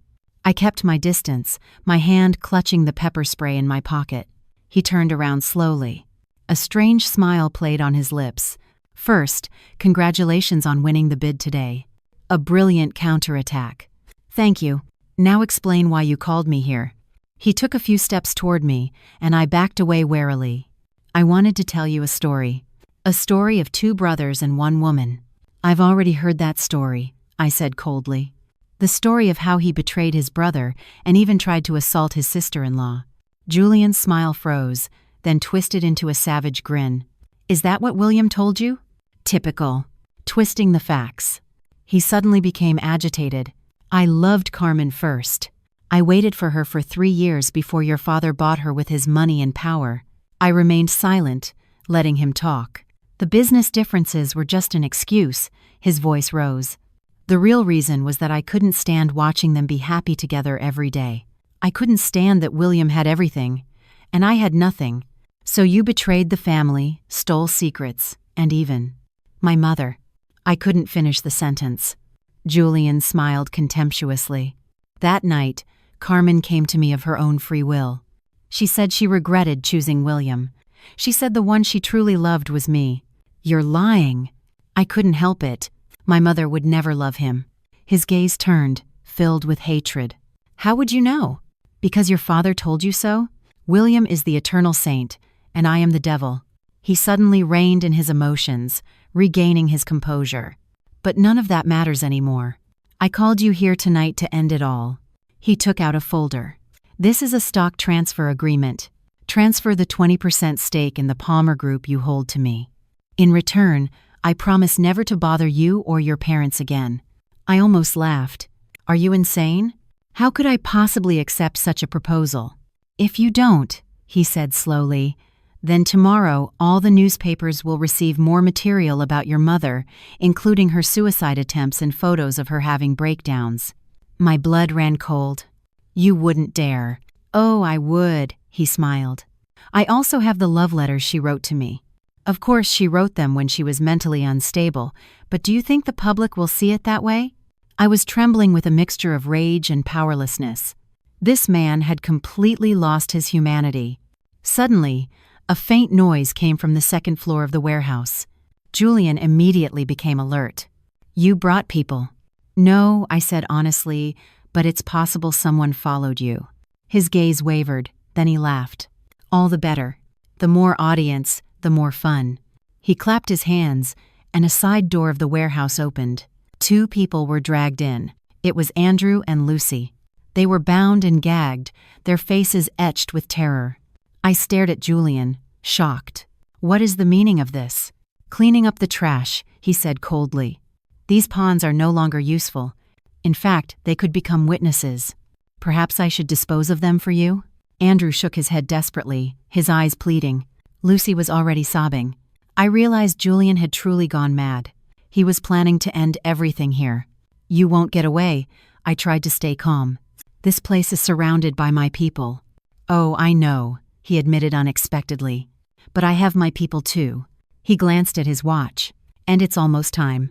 Suddenly, the sounds of fighting and several gunshots erupted outside the warehouse. My heart sank. Julian had prepared for everything. His men were fighting mine. Taking advantage of him looking outside, I quickly activated the distress signal in my pocket. At the same time, I ran toward Andrew and Lucy to try and untie them. "Don't move." Julian aimed a gun at me. "Stay where you are." I froze, staring down the barrel of his gun. "Are you really going to kill someone over a 15-year-old grudge?" "Grudge?" He laughed. "No, this is for the future. Half of the Palmer group was originally mine. I'm just taking back what's mine." The fighting outside intensified. Suddenly, there was a noise on the roof of the warehouse, and several figures in black rappelled down silently. It was the special security team led by George. Seeing them, Julian immediately grabbed me as a hostage, the gun barrel pressed against my temple. "Nobody move, or I'll kill her." The security team froze. George stepped out from the shadows, his own gun aimed at Julian. "Let her go, Palmer." "You have no way out." Julian smiled contemptuously. "A way out? I never intended to get out." He dragged me backward, positioning himself next to a shipping container. The container door was slightly ajar, and inside, I could see a strange device. "Do you know what this is?" he whispered in my ear. "Enough explosives to blow this entire warehouse sky high. If I can't live, well, all die together." Everyone was horrified. Andrew and Lucy struggled desperately, making muffled sounds. "Calm down, Mr. Palmer," George said, lowering his weapon. "We can negotiate." "The time for negotiation is over," Julian said. "Now, do as I say, or I detonate the bomb." Just then, the large doors of the warehouse crashed open, and my father rushed in with more men. "Julian, let my daughter go." My father aimed a gun at him, but his hand was trembling slightly. Seeing my father, a mixture of emotions flashed across Julian's eyes. "William, you finally came. Just in time. The whole family, all together. What do you want?" My father asked coldly. "Money, shares, I can give them to you." "It's too late," Julian shook his head. "What I want now is an end." He looked around. "Everyone, drop your weapons and back away. I'll count to 3. My father nodded for everyone to comply. Weapons clattered to the floor, and the men backed away. Julian continued to drag me toward the container. I saw that the detonator in his hand had a safety pin. It needed to be pulled to activate. The opportunity would be fleeting. As he shouted, "2," I slammed my elbow into his stomach, ducked, spun, and twisted the gun out of his hand. It was a self-defense technique I had learned in college. I never thought I would actually use it. Julian, in pain, let go, and I quickly rolled away from him. George and the security team rushed forward to tackle him, but just before he was taken down, Julian pulled the pin from the detonator. "Die with me," he laughed maniacally. My father ran to me. "Liz, get back!" An explosion went off, but it was a small one in a corner of the warehouse, not the container. Clearly a diversion. The real danger was coming from above. A crane inside the warehouse suddenly went out of control, and a massive steel beam came crashing down toward us. My father pushed me out of the way, and he himself was grazed by the beam, collapsing to the floor. "Dad!" I screamed, running to him. George and the bodyguards, while subduing Julian, were providing cover for us to evacuate. Andrew and Lucy used the chaos to untie themselves and fled like mad. In the confusion, I saw Julian break free and run toward my injured father, picking up an iron rod. "William, the day has finally come." Without hesitation, I fired the gun not at Julian, but at a rope above his head. A heavy piece of equipment fell, precisely hitting his arm. The iron rod clattered to the ground, and Julian screamed. The bodyguards took the opportunity to completely subdue him. I knelt beside my father. He was bleeding from his head but was conscious. "Liz, are you okay?" "I'm fine, Dad." "Don't talk." "The ambulance is coming," I said, applying pressure to his wound, my hands shaking violently. My father took my hand. "I have to tell you something, Julian." Suddenly, his eyes hardened, and he looked past me. I turned. Julian had broken free again and was running toward us with the iron rod. "William!" he screamed, like a madman. Asterisk. Bang! Asterisk. A shot rang out. Julian stopped in his tracks, the iron rod falling to the ground. A red stain spread across his chest. He slowly crumpled to the ground. It was George who had fired. His face was pale, but his hand was steady. The warehouse suddenly fell silent, except for the approaching sirens. I hugged my father, the tears finally flowing. "Hold on, Dad. Hold on."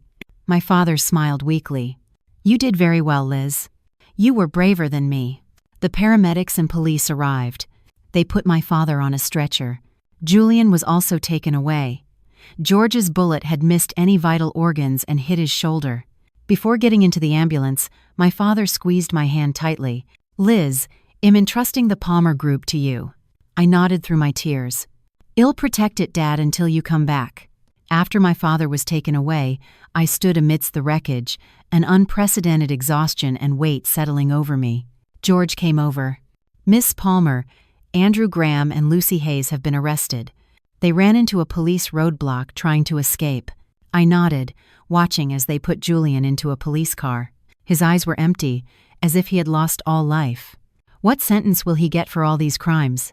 "Probably life," George replied.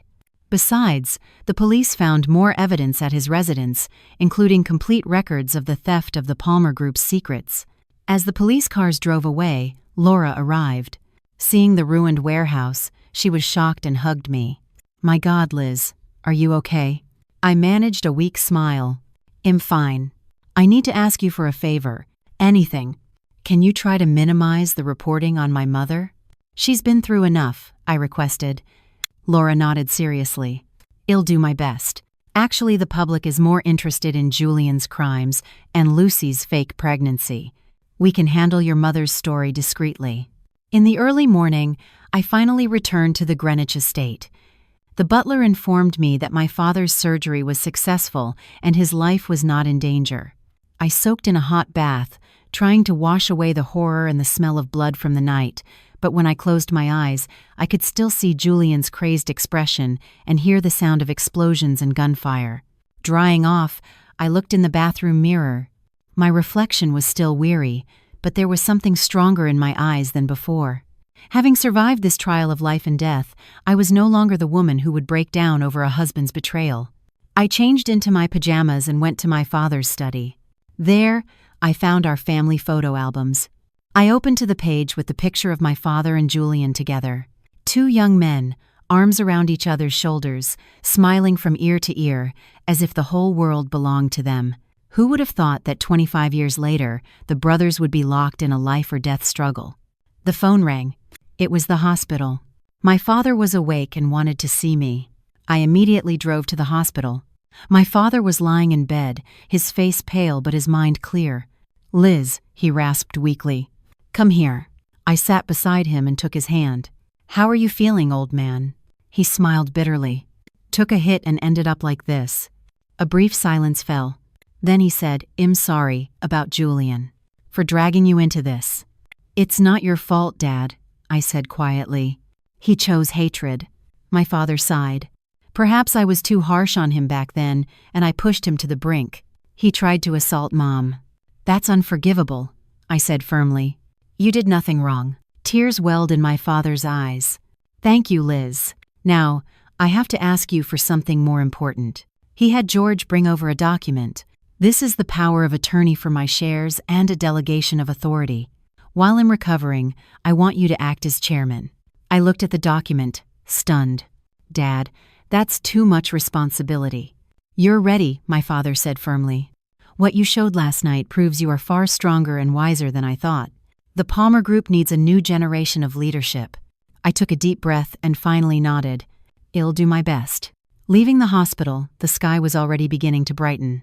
In the dawn light, the city seemed to be reborn. George was waiting for me by the car. "Miss Palmer, where to now?" I thought for a moment. "First, to the police station. I need to see Andrew Graham and Lucy Hayes. It's time to end all feuds." At the station, Andrew Graham was a broken man. Seeing me, a mixture of emotions flashed in his eyes. "Liz, I'm sorry." I looked at him calmly. "I accept your apology, but the legal process won't change." He lowered his head. "I know. Julian controlled everything. I was like a puppet. Everyone has a choice," I interrupted him. Instead of confessing to me and asking for help, you chose to give in to blackmail. A had no reply. I continued, if you cooperate with the police investigation and testify about all of Julian's crimes, I will consider some leniency in the civil damages lawsuit. A glimmer of hope appeared in Andrew's eyes. I will. I'll cooperate with everything. I swear. When I saw Lucy, she was a complete wreck. Miss Palmer, please, it was all Julian's fault. I never wanted to destroy your marriage. I looked at her coldly. Was faking the pregnancy his idea too? She was speechless, then burst into tears. I just wanted to keep Andrew. Because I love him. Love is not an excuse for hurting others, I said, standing up. You'll have to face the consequences. Leaving the police station, the sun was bright on the street. I took a deep breath of fresh air, feeling a sense of peace I hadn't felt in a long time. My phone rang. It was Laura. Liz, have you seen the headlines? Public opinion has completely turned. Everyone is supporting you and your father. They're even calling you the business queen. I smiled wryly. What an exaggeration. Well, I have news for you, I said. Starting today, I am officially the acting chairman of the Palmer Group. There was a silence on the other end, then a cheer of joy. That's fantastic. That's the real revenge. Living a much better life than them. After hanging up, I told George to drive me to the Palmer Group headquarters. On the way, I looked out at the bustling city and thought about the future. Julian's arrest was not the end, but a new beginning. The Palmer Group needed reform, a refreshed image, and to rise from this crisis like a phoenix from the ashes. The car arrived at the Palmer Group building. I stepped out and looked up at the imposing glass facade. This business empire my father had built from scratch was now, temporarily, in my hands. As George opened the door for me, employees respectfully lined both sides. Walking through the lobby, I could feel the curiosity and anticipation in their gazes. I stepped into the private elevator and, looking at my reflection in the mirror, straightened the collar of my suit jacket. The woman in the mirror had a firm gaze and a dignified posture. There was no longer any trace of the shadow of the humiliated wife from the gala. The elevator doors opened, and I walked toward the chairman's office. A new era was about to begin. From the chairman's office window, the city skyline gleamed in the morning sunday. Standing there, I could feel the weight of this business empire beneath my feet. My father's office, true to his style, was understated and functional, with almost no unnecessary decorations. The only thing that stood out was a photo frame on his desk, holding a picture of our family taken on my college graduation day. In the photo, my parents were smiling radiantly, and I, in the middle, had a look full of expectation for the future. Who would have thought that in just a few years, everything would change so drastically? Miss Palmer, the department heads have arrived and are waiting for the meeting. George's voice came through the intercom. I took a deep breath. I'm on my way. This was the first time I would preside over a meeting as acting chairman. I had chosen a gray tailored suit, my hair styled in a neat chignon. Light makeup enhanced my features rather than softening them. I wanted everyone to see that Elizabeth Palmer was not a temporary substitute but a real leader. As I entered the boardroom, about 20 executives stood to greet me. I noticed questioning and doubtful looks in the eyes of some of the older board members. They had seen me grow from a girl into a woman, but perhaps they didn't yet acknowledge my capabilities. Please be seated, I said, my voice calm as I took my place at the head of the table. Thank you all for your perseverance during this difficult time. My father's surgery was successful, and he is recovering. During this period, I will be serving as acting chairman. I scanned the room. I know some of you may have doubts about my abilities. That's fine. The results will speak for themselves. Let's begin with a report on the situation in each department. During the 2-hour meeting, I quickly got a grasp of the group situation. To that 10, the scandal with Julian and Progress Global had undoubtedly impacted the Palmer Group. The stock had fluctuated, and some partners had put projects on hold. But the core business was still solid. The biggest challenge was the Project Metropolis. The CFO pointed out that after winning the bid, a huge initial investment was needed, and the situation with Progress Global had slightly affected our cash flow. I nodded. How is the recovery of funds from Progress Global going? The head of the legal department replied, Andrew Graham's personal assets and those of Progress Global have been frozen, but it will take some time to recover them in full. Additionally, the trial against Julian Palmer will begin soon, and we need to prepare a large amount of evidence. After the meeting, I asked a few key executives to stay. From now on, we are forming a special task force, which I will personally lead. The goal is, within 3 months, to have the Palmer Group stock return to its pre-scandal level and for Project Metropolis to get on track smoothly. They all looked at each other, clearly thinking the goal was too optimistic. Any problems? I raised an eyebrow. An elderly senior vice president spoke cautiously. Acting chairman, 3 months might be a bit tight. The market won't give us an easy time. I cut him off. Our competitors are seizing this opportunity. We either rise quickly or we will be slowly chipped away. There is no middle ground. I turned on the projector. This is a preliminary plan. First, sell non-core assets to quickly recover capital. Second, establish an innovation lab in partnership with a university to enhance our tech image. Third, through a media rebranding plan, dilute the negative news and highlight the Palmer Group's social contributions. The executives were surprised to see the detailed plan. They realized I had come prepared. I will send you the details after the meeting. I want immediate action. I concluded the meeting, leaving no room for further questions. Back in my office, George informed me, Miss Helena Jenkins is waiting in the guest room. She wants to see you. I then remembered that I had promised to protect her. Let her in. Helena looked better than she had a few days ago, but there was still fear in her eyes. Liz, thank you for not pressing charges against my father.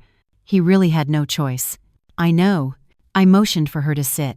What are your plans for the future? She lowered her head. I want to leave this city and start over. But Julian's people.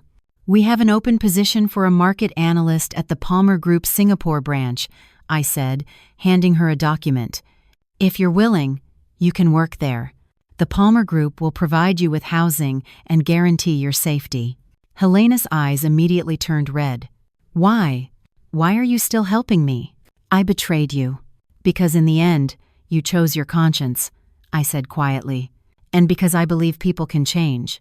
Sobbing, she accepted the document, bowed deeply, and left. I hoped she and I could truly start over. In the afternoon, I visited various departments of the group, communicating directly with the employees. Many were surprised by my proactive approach. My father was known for being authoritative and rarely left his office. In the R&D center, I discovered a smart home project was stalled and immediately ordered more resources to be allocated to it. In the marketing department, I rejected a somewhat conservative promotion proposal and demanded bolder, more innovative ideas. The Palmer Group needs to show vitality, not a defensive posture, I told the marketing director. We need to attract a younger generation of consumers and investors. That evening, just as I was about to leave, Andrew's lawyer suddenly appeared. Acting chairman, I've come on behalf of Mr. Graham to discuss the divorce settlement and asset division. The lawyer handed me a thick file. I reviewed it with George. Among the clauses, Andrew was surprisingly demanding a share of the Palmer Group stock that I held. The reason was that the value of the stock had increased significantly during our marriage. I almost laughed. Tell Andrew Graham that if he insists on this demand, I will file additional charges for trade secret theft and fraud to ensure he spends more time in prison. Sweat beaded on the lawyer's forehead. I will convey your message. After the lawyer left, George asked with concern, if we do this, won't we be pushing him too far? He has nowhere left to go, I said coldly. After Julian's fall, Andrew lost his last backer. Now, Hez just hoping I won't pursue him further. Indeed, an hour later, the lawyer called back. Andrew had agreed to all conditions and voluntarily relinquished any claim to the assets in exchange for a swift divorce and leniency. A wise choice. I hung up, but instead of the joy of victory, I felt only a sense of emptiness in my heart. A 3-year marriage was ending with such a cold calculation.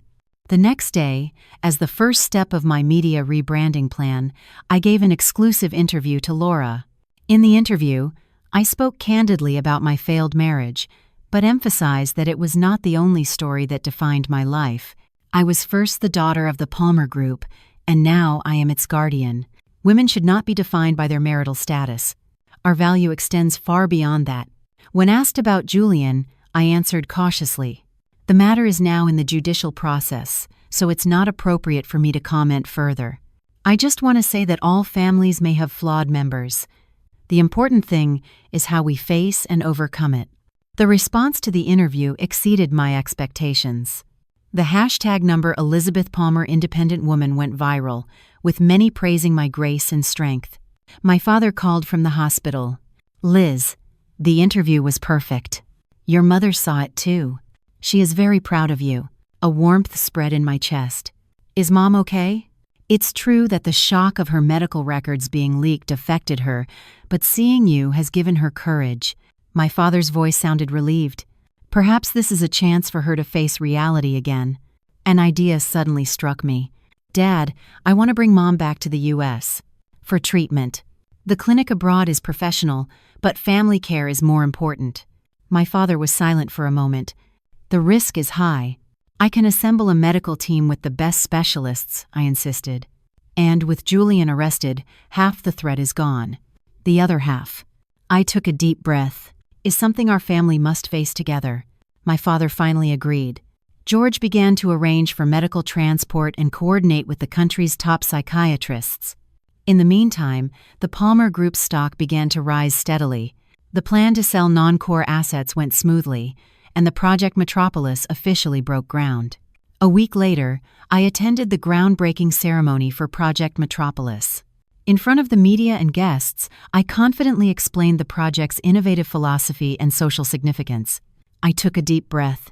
I announced that we would donate 5% of the project's profits to an environmental and educational foundation, which earned me thunderous applause. After the ceremony, an unexpected figure appeared before me. It was Lucy. She was pale and thin, with no trace of her former glamour. "Miss Palmer, may I have a moment?" I signaled for the bodyguards to stand back, but maintained a safe distance. "Go on," she sobbed. "I know I don't deserve your forgiveness, but please, don't press charges for the fake pregnancy. This is not just a commercial project, but the Palmer Group's commitment to this city to create a smarter, greener, and more humane living space." I looked at her coldly. "Did Julian threaten you to fake the pregnancy?" She shook her head, then nodded. "Not exactly. It's true I wanted to use a child to keep Andrew, but I didn't know Julian would exploit it to this extent. I really had no choice. In the end, you still deceived me," I said without a hint of sympathy. "If you have evidence of Julian's crimes, you should present it to get a lighter sentence." She cried inconsolably. "I don't have anything. I was just a pawn." Watching the security lead her away, I felt a sense of sadness instead of satisfaction. In this war between men, women often became the victims: Lucy, my mother, and even myself. Returning to the company, I found a strange envelope on my desk. George, nervous, wanted to check it, but I stopped him with a gesture. Opening it, I found an old photograph inside. My father, Julian, and an unfamiliar woman were together. On the back of the photo were a few handwritten words. Asterisk. "Do you know why your father really threw me out?" Asterisk. I stared at the unfamiliar woman in the photo. She stood between the two brothers, smiling sweetly, and bore a certain resemblance to me. A sense of foreboding washed over me. I immediately called my father. "Dad, who is the woman in this photo?" There was a long silence on the other end. My father finally sighed. "That's Inez, your mother's sister. Your aunt." I froze. I had never heard my parents mention an aunt. What happened to my aunt? And what does it have to do with Julian? My father's voice was pained. Julian and she were in love. But she committed suicide because of depression. Julian always thought I was the one who broke them up. And the truth? The truth is, my father couldn't continue, but I sensed another tragic story behind it. After hanging up, I stared at my aunt's sweet smile in the photo. Another forgotten woman, another family secret. That evening, I stayed in the office alone, reviewing the Palmer Group's organizational chart. This empire my father had built from scratch was now in my hands. It was not just a commercial entity, but a carrier of the dreams and wounds of 3 generations. A news notification popped up on my computer. Asterisk Julian Palmer case. Asterisk. First trial tomorrow. I took a deep breath. I had a feeling another storm was coming. George came in to remind me to rest. I asked him, "George, do you think I can lead the Palmer Group to a better future?" He replied sincerely, "Miss Palmer, you have already proven it. Not just with your ability, but with your character. The way you handled Helena Jenkins, and even Lucy Hayes, I saw true leadership in you." I smiled. "Thank you, but the real test is just beginning." Leaving the office, I took one last look at the city at night. How many stories and secrets were hidden behind those bright lights? My phone rang. It was the hospital. "Miss Palmer, your mother has arrived safely, but she wants to see you first. Alone." My throat tightened. "I'm on my way." Driving to the hospital, my mind was a whirlwind of thoughts. What would my mother look like? What would she say to me? Would we, mother and daughter, be able to rebuild the bond that time and illness had worn away? I arrived at the private room in the hospital and quietly pushed open the door. My mother was sitting by the window, her profile in the moonlight looking serene and fragile. She turned and looked at me. In her eyes, instead of the past's confusion, there was a clear, gentle light. "Liz, you're here." My eyes welled up. "Mom, are you okay?" She beckoned me to sit beside her and gently stroked my face. "You've grown up so much. Much stronger than I thought. I'm sorry I wasn't there for you all these years like I should have been. It's not your fault, Mom. I know, but listen to me." My mother's tone was firm. "About Julian, your father only told you part of the truth. There are things you need to know now." She looked out the window and began to tell a different version of the story, a story of 2 brothers and 1 woman. But that woman was not Carmen, it was Inez. Inez was my sister and Julian's first love. But the person she truly loved was your father. She only chose Julian for the sake of the family. My mother's eyes filled with tears. Your father rejected her, and because of that shock, she made that drastic choice. I held my breath. I had never imagined the truth was so complicated. So Julian thought your father caused Inez's death, and that's where the seed of hatred was planted. My mother took my hand. "The rest of the story, you already know." I squeezed her hand back, feeling the weight of the years. The choice of one woman had pitted 2 brothers against each other, and another woman had become the victim of that hatred. "Mom, why are you telling me this?" "Because hatred only breeds more hatred." My mother looked at me intently. "Julian went to extremes, but we all bear some responsibility. I want you to lead the Palmer Group to a different future. A future built not on competition and conquest, but on understanding and inclusion." That night, I stayed with my mother until she fell asleep. Looking at her peaceful, sleeping face, I felt as if I had recovered a lost part of myself. Leaving the hospital, the sky was full of stars. I looked up and suddenly understood.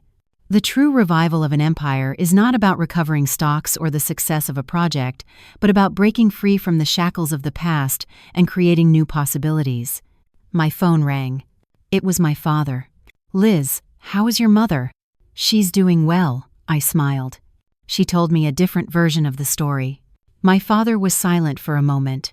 "Finally, she has let go of her burden too. Maybe this scandal was, in the end, a salvation for all of us." Before hanging up, I said, "Dad, when you recover, let's have a proper family dinner. No secrets, no shadows. Just a normal dinner." My father's voice choked up. "Yes, let." On the way back to the estate, I thought about Julian's trial tomorrow. As a key witness, I would have to take the stand. This would be a formal farewell to the past and the starting point of a new beginning. As the first rays of dawn appeared, I stood before the mirror and put on that navy blue suit that symbolized strength and hope. Today, Elizabeth Palmer would appear not as a victim, but as the guardian of a reborn empire. And I knew this was just the beginning. The courtroom was solemn and imposing. I sat in the witness box, facing Julian in the defendant's dock. He was wearing an orange jumpsuit and was in handcuffs, but his gaze was still as sharp as a knife, as if he were still in control. "Witness, Elizabeth Palmer, please state your relationship with the defendant." The prosecutor's voice was calm. I took a deep breath. The defendant, Julian Palmer, who previously used the name Victor Sterling, is my father's brother and my uncle. A murmur went through the courtroom. This family connection was not yet public knowledge, and for many it was the first they were hearing of it. Julian's lawyer immediately objected. Your Honor, the kinship between the witness and the defendant may affect the credibility of her testimony. The judge looked at me. Does the witness acknowledge that this relationship could influence her testimony? I replied firmly, No, Your Honor. It is precisely because we are family that his betrayal is all the more unforgivable. The prosecutor continued with his questions. Please describe how the defendant interfered with your marriage. I recounted objectively how Julian had manipulated Andrew through Lucy, how he had orchestrated the humiliation at the gala, and how he had stolen the Palmer Group's trade secrets. When I mentioned the leak of my mother's medical records, my voice trembled slightly, but I finished my testimony. The reporters in the gallery were scribbling furiously. This was more dramatic than any TV show. When it was time for the defense's cross-examination, the atmosphere grew tense. Miss Palmer, do you admit that the Palmer Group exercised near-total economic control over Progress Global? The lawyer's tone was sharp. I replied calmly, The Palmer Group was a strategic investor in Progress Global, providing financing and exercising corresponding rights. This is normal business practice. Normal? The lawyer's voice rose. According to our information, the Palmer Group controlled almost all of Progress Global's major decisions through the investment agreement. If that is not control, what is? The prosecutor objected. Your Honor, counsel is leading the witness. The judge sustained the objection, but the lawyer changed his tack. Miss Palmer, do you admit that due to your failed marriage, you held a deep grudge against Mr. Graham? Counsel, I interrupted him, it is true that I felt disappointed and angry about Mr. Graham's betrayal. That is human. But I never retaliated through illegal means. Are you sure? The lawyer asked pointedly. Then, how do you explain that immediately after the gala incident, the Palmer Group launched an all-out financial attack on Progress Global? Was that not a planned revenge? The courtroom held its breath, waiting for my answer. I raised my chin slightly. That was a business self-defense measure, legal and compliant, which the Palmer Group took based on the breach of contract that Mr. Graham himself publicly admitted. All actions were in accordance with the contract and market regulations. The lawyer didn't look satisfied but couldn't find a flaw for the time being. He switched topics. The witness claims the defendant stole trade secrets from the Palmer Group. Do you have evidence? Capital flow records, communication records, and witness testimonies. They prove that Julian obtained confidential information from the Palmer Group through Lucy Hayes and used it in Nexus Tech's bidding proposal. Suddenly, the lawyer played his trump card. But according to our information, weren't those so-called confidential documents actually provided by you to Lucy Hayes yourself? I froze. This was a completely baseless accusation. The prosecutor strongly objected, and the judge warned the lawyer not to make unfounded allegations. But the lawyer persisted. Your Honor, we have evidence that the witness secretly met with Lucy Hayes and handed her documents. My heart sank. This was an obvious smear, but if they dared to claim it, it meant they had prepared some kind of evidence. During the 15-minute recess, George urgently briefed me. They forged photos and communication records of a meeting between you and Lucy. It seems this is the last desperate card Julian prepared before his arrest. I gritted my teeth. Can we prove they're fake? The tech team is analyzing it. They need time. George's expression was grave. When the session resumed, the lawyer, as expected, presented several blurry photos as evidence. In them, a woman with a similar build to mine was talking to Lucy and handing her some documents. These photos were taken a week before the Project Metropolis bid, the lawyer said confidently. Does the witness admit to meeting Lucy Hayes in this manner? That is neither me nor Lucy Hayes, I denied firmly. I have never met with Lucy alone, let alone handed her any documents. The lawyer smiled contemptuously. Then how do you explain that your fingerprints were found on the documents Lucy received? A murmur swept through the courtroom. I looked at the prosecutor in shock. He also seemed confused. This was new evidence. The judge requested the fingerprint analysis report, and the lawyer presented a document claiming my fingerprints were detected on the technical documents Lucy had obtained. This is a frame-up. I couldn't help it. It's highly likely they deliberately planted my fingerprints on those documents. I handle technical documents frequently at the Palmer Group, so obtaining my fingerprints would be very easy. The judge called for a recess for both sides to prepare for the new evidence. In the break room, I paced nervously. Their plan was meticulous. They had even forged fingerprints. George took a call, his face brightening slightly. The tech team found something. The woman in the photos does not have pierced ears. You do. This could be the turning point. When the session resumed, we pointed out this detail and requested an expert examination. The lawyer, not anticipating this loophole, was momentarily speechless. But then, something even more surprising happened. Julian suddenly requested to testify. Your Honor, I plead guilty to all charges, he said calmly. But I want to clarify a few facts before sentencing. Everyone was stunned, including his own lawyer. Julian turned to me, his gaze complicated. Liz, I admit you are stronger than your father. I lost. But there is one truth you must know. A took a deep breath. Your father, William Palmer, is not the righteous man he appears to be. Back then, to seize control of the family business, he set me up to make a mistake. Later, he even forged evidence to kick me out. The prosecutor strongly objected, but the judge allowed Julian to continue. Your mother's depression was not my fault either. It was caused by your father's infidelity. The woman's name is Marta Alonso, a former employee of the Palmer Group. Your father had an illegitimate child with her, and that child is now working at the Palmer Group. The courtroom descended into chaos. Reporters were frantically snapping photos. This was an information bombshell. I froze in the witness box, my mind blank. Could this be true? Or was this Julian's final smear before his downfall? The judge banged his gavel, calling for order, but the situation was already uncontrollable. The trial had to be adjourned. In the confusion, I left the courthouse flanked by bodyguards. The reporters' questions were like a hailstorm. Miss Palmer, did you know about the existence of an illegitimate child? Is it true that Chairman Palmer was unfaithful? Will this affect the line of succession at the Palmer Group?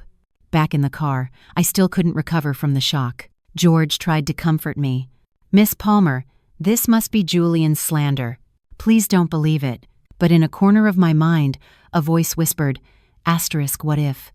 Asterisk, asterisk. What if my father really had an illegitimate child? Asterisk. Returning to the company, I saw employees whispering. The rumor had already spread.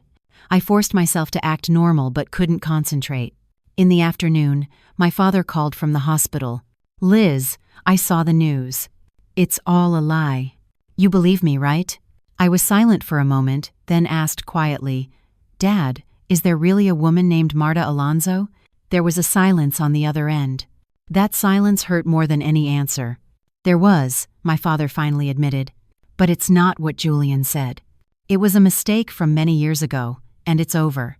There is no illegitimate child. I closed my eyes, feeling dizzy.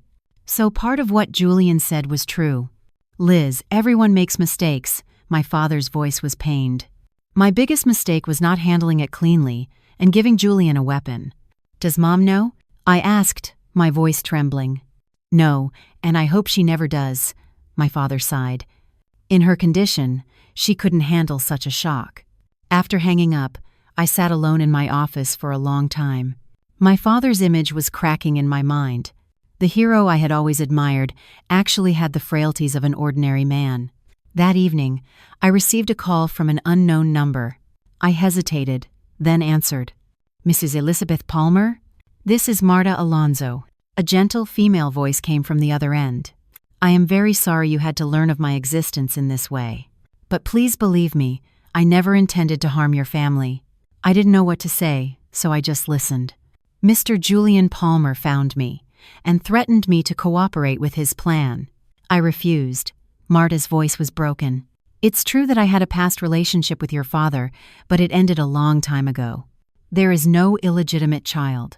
That is Mr. Julian's lie. Why are you calling me now? I asked. Because I didn't want you to hate your father like you hate Mr. Julian, she said quietly. Everyone makes mistakes. The important thing is how we face them. Your father is a good man, he just. She didn't finish, but we both knew what she meant. After hanging up, my mind was even more confused. Marta Alonso didn't seem like a bad person, but that just made the whole story sadder. The next day, the trial continued. Julian, knowing his bombshell had exploded, looked smug, but I was already prepared. When the lawyer brought up the illegitimate child again, I requested to speak. Your Honor, I request to call a new witness, Miss Marta Alonso. Everyone looked at me in surprise. Julian's smug expression vanished instantly. Marta Alonso appeared in court via video conference. She looked to be in her 50s, elegant and with a kind demeanor, completely different from what I had imagined. Miss Alonso, do you know the defendant, Julian Palmer? The prosecutor asked. Yes. He found me a month ago and asked me to cooperate in slandering Chairman Palmer by claiming he had an illegitimate child. I refused, Marta replied calmly. Julian stood up, agitated. You're lying. This woman had an affair with William. Tears welled in Marta's eyes. I admit I had a brief relationship with Chairman Palmer in the past, but it was during the most difficult period of his marriage, and it ended a long time ago. I was never pregnant, and there is certainly no illegitimate child. She turned to the camera, as if speaking directly to me. I regret the pain I caused your family all these years. I have lived in silence with guilt, and have never interfered in your lives. Please believe me, the person your father loved most deeply has always been your mother and you. The courtroom, shocked by this unexpected turn of events, fell silent. Julian was completely broken. He shouted in court, "They've framed me. William is an expert at deceiving women. I have proof." But he could no longer produce any credible evidence. The judge warned him that if he did not maintain order, he would be charged with contempt of court.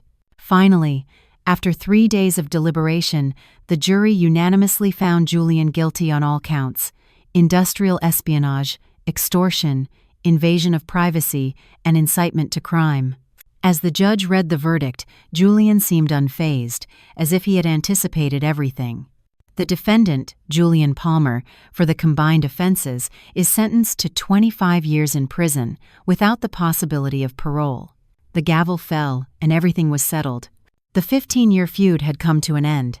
After the trial, reporters surrounded me, asking for my reaction, but I only said a few brief words. Justice has been served, but I feel no joy of victory. This is a family tragedy, and I hope something like this never happens again. Returning to the company, I received a text from my father. Asterisk. Thank you for your trust and understanding. Asterisk. Asterisk. I owe you an explanation. Asterisk. Asterisk. When you are ready, I will tell you the whole truth. Asterisk. I replied, Asterisk, Mom is the most important thing right now. Asterisk. Asterisk. Let's help her recover first. Asterisk.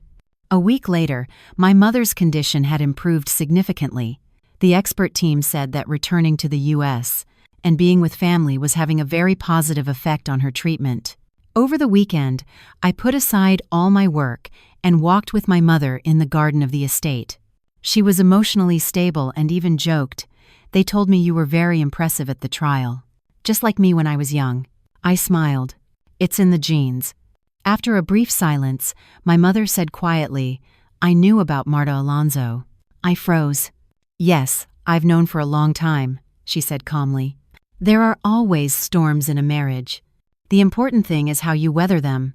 Your father made a mistake, but he chose his family, and I chose to forgive." I looked at my mother, stunned. I suddenly realized she was a much stronger woman than she appeared. Then why? I didn't understand why she had suffered from depression. My mother sighed. "It wasn't because of that. It was because of the pain of losing your aunt and the sadness of not being able to have more children. I wanted to give you a sibling." I hugged my mother. "Having you is enough." At that moment, I felt as if a huge stone that had been pressing on my heart had finally been lifted. Accepting imperfection. Perhaps that was the beginning of maturity. On Monday, back at the company, I called a general staff meeting.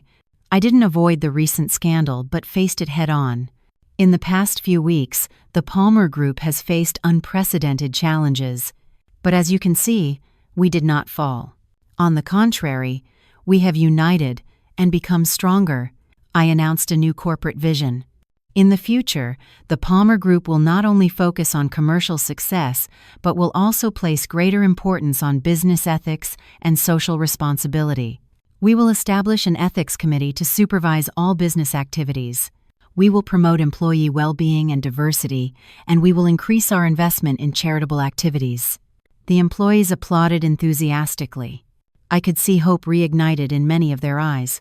After the meeting, George gave me some good news. Project Metropolis has been selected for a National Innovation Fund grant, and the stock has already recovered to its pre-scandal level. He smiled. And Forbes wants to name you Businesswoman of the Year. I shook my head. Please decline. The Palmer Group doesn't need individual stars. It needs the glory of a team. At the end of the month, the divorce papers became final. As I signed the last document, I felt not relief, but a sense of peace. Andrew sent me a letter through his lawyer. Liz. I'm sorry. You deserve someone better. I wish you happiness. I burned the letter. I decided to let the past go with the wind. That evening, I stood by my office window, looking out at the city at night. My phone rang. It was Laura. Big news. Julian tried to commit suicide in prison. Luckily, they found him in time and saved him. My heart sank. Why? It seems he found out all his overseas accounts were frozen and he was left with nothing, Laura sighed. Perhaps that was the end he ultimately wanted. Complete ruin. After hanging up, I pondered for a long time. Julian had chosen the path of hatred and was ultimately consumed by it. Just then, a text came from my father. Tomorrow is your mother's birthday. Come home for dinner. Just the three of us. No secrets. I replied. Yes. And Dad, thank you for still protecting this family. No one is perfect, but we are a family. I put down the phone and took one last look at the city lights. Behind every light, there is a story, where light and shadow coexist. And I knew that the story of the Palmer Group had just turned a new page. A new beginning was waiting in the morning Sunday. On my mother's birthday, I deliberately left work early and stopped by a flower shop to pick up the lilies I had ordered her favorite. As the florist wrapped the bouquet, she said, "Miss Palmer, I saw on the news that the Palmer Group's stock hit a new all-time high. Congratulations." I thanked her with a smile, but my heart was calm. People only see business success, not knowing the storms behind the scenes. When I returned to the estate, to my surprise, my father was in the kitchen, preparing dinner under the guidance of the chef.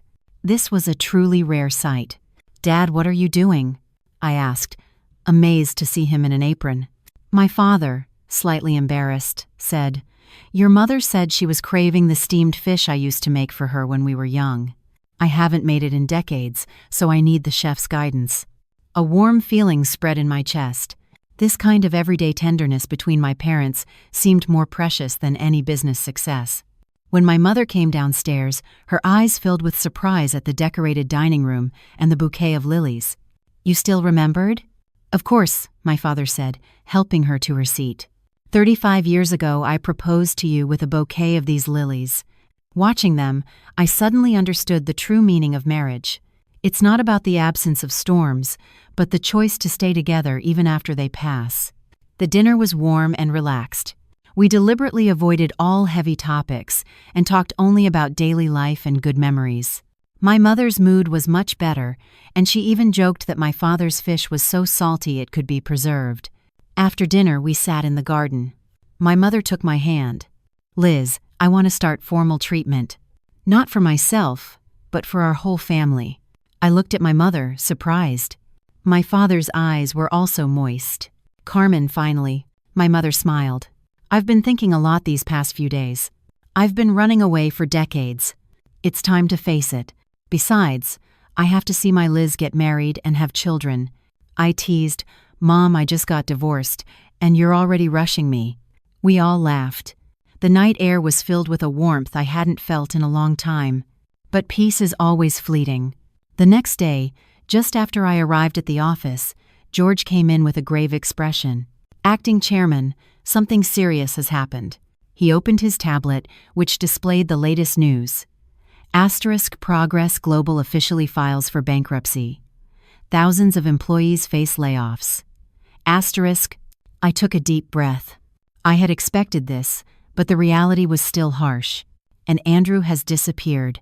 No one has seen him since last night. His phone is off. George showed me a security camera footage. He was last seen on the company's rooftop. My heart sank. He wouldn't. It's not certain, but Lucy has also disappeared, George added.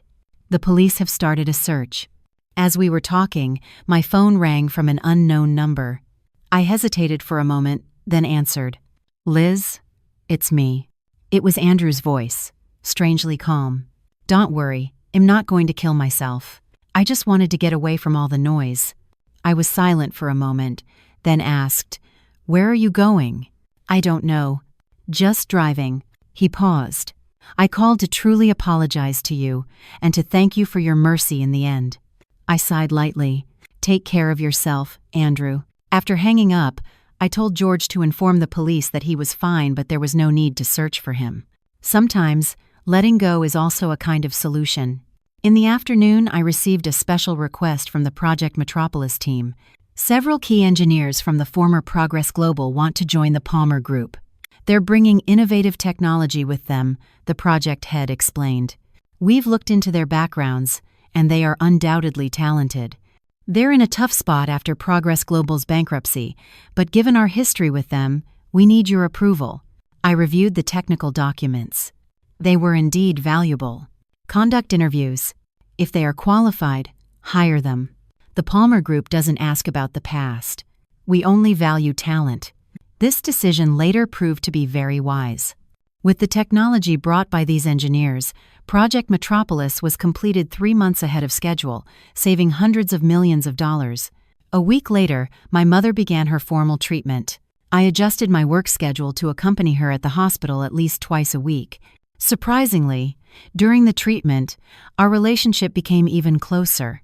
One day, after a session, my mother suddenly said, Liz, I'd like to get involved in the company's affairs again. I looked at her, surprised. My mother had been a key partner in my father's early career, but had withdrawn due to her illness. It's not that I want to take your power, she explained hastily. I just want to do something I can. Manage the foundation employee welfare. Doing nothing all day is worse for me. I readily agreed. My mother's return would be good for both the Palmer Group and herself. At a board meeting on Friday, I announced the establishment of the Palmer Group Social Foundation and appointed my mother as its chairman. At the same time, I introduced a new employee welfare plan, which included mental health support and family care policies. After the meeting, the senior vice president told me privately, Acting chairman, these policies are excellent, but they will significantly increase costs. The shareholders will probably. I just wanted to get away from all the noise. 25 years, he replied. I smiled and asked him, Mr. Vice President, how many years have you been with the company? We are just returning to our roots, I said firmly. If any shareholder has objections, let them come to me personally. Ultimately, these human-centric policies greatly enhanced employee loyalty and productivity. The Palmer Group stock continued to rise steadily. A month later, I received a notice from the court. Julian had filed an appeal from prison. At the same time, he sent me a letter. After much hesitation, I opened it. The handwriting was surprisingly neat. Niece Liz, when you read this letter, you probably despise me. I do not intend to apologize or make excuses. I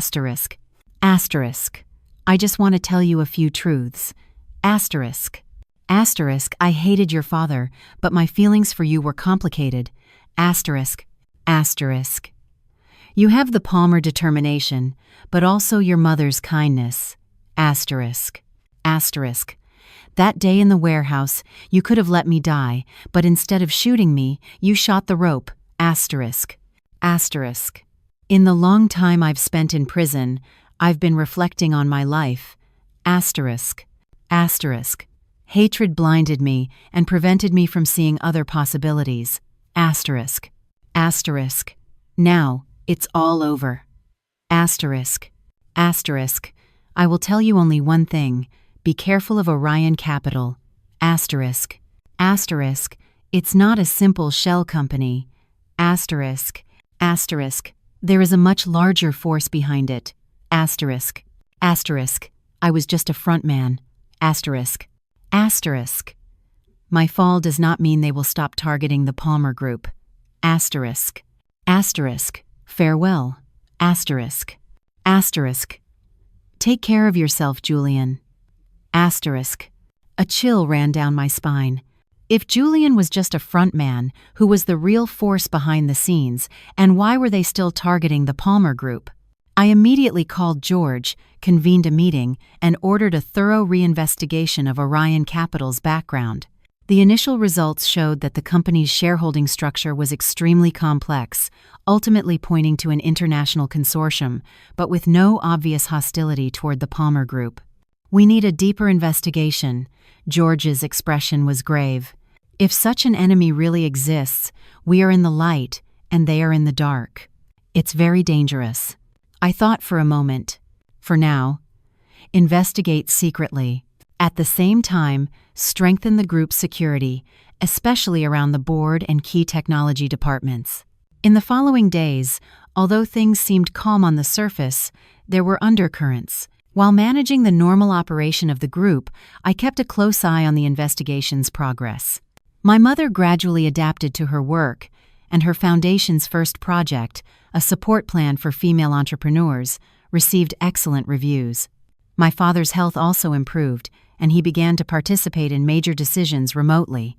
One weekend, when our family was having dinner together for the first time in a long time, my father suddenly said, "Liz, I am considering officially retiring and handing over the chairmanship to you." I almost dropped my chopsticks. "Dad, you're still young." My mother chimed in.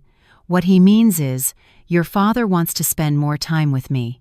The doctor says joint activities are good for my recovery." My father nodded. "And you have fully proven your capabilities. It's time for the new generation to lead the Palmer Group." I couldn't sleep that night. Taking over the Palmer Group was not just an honor, but a heavy responsibility. And if there really was an unknown enemy lurking in the dark, would I be able to handle it?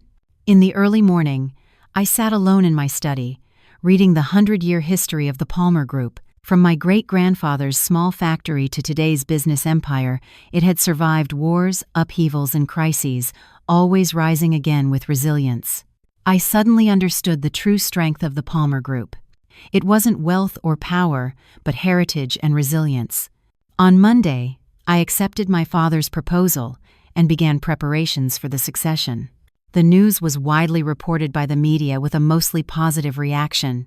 But just then, a sudden crisis erupted. On Tuesday morning, the Palmer Group was hit by a massive cyber attack. Key systems were paralyzed, and there was a threat of data leakage. At the same time, several overseas projects began to be investigated by local governments for no reason, and the stock immediately plummeted. "This is not a normal attack," the head of network security reported. "It's very professional, at a state level." I immediately activated the crisis response plan. At the same time, I sensed that it was highly likely this was the first strike from Orion Capital or the force behind it. At the crisis meeting, the executives wore grave expressions.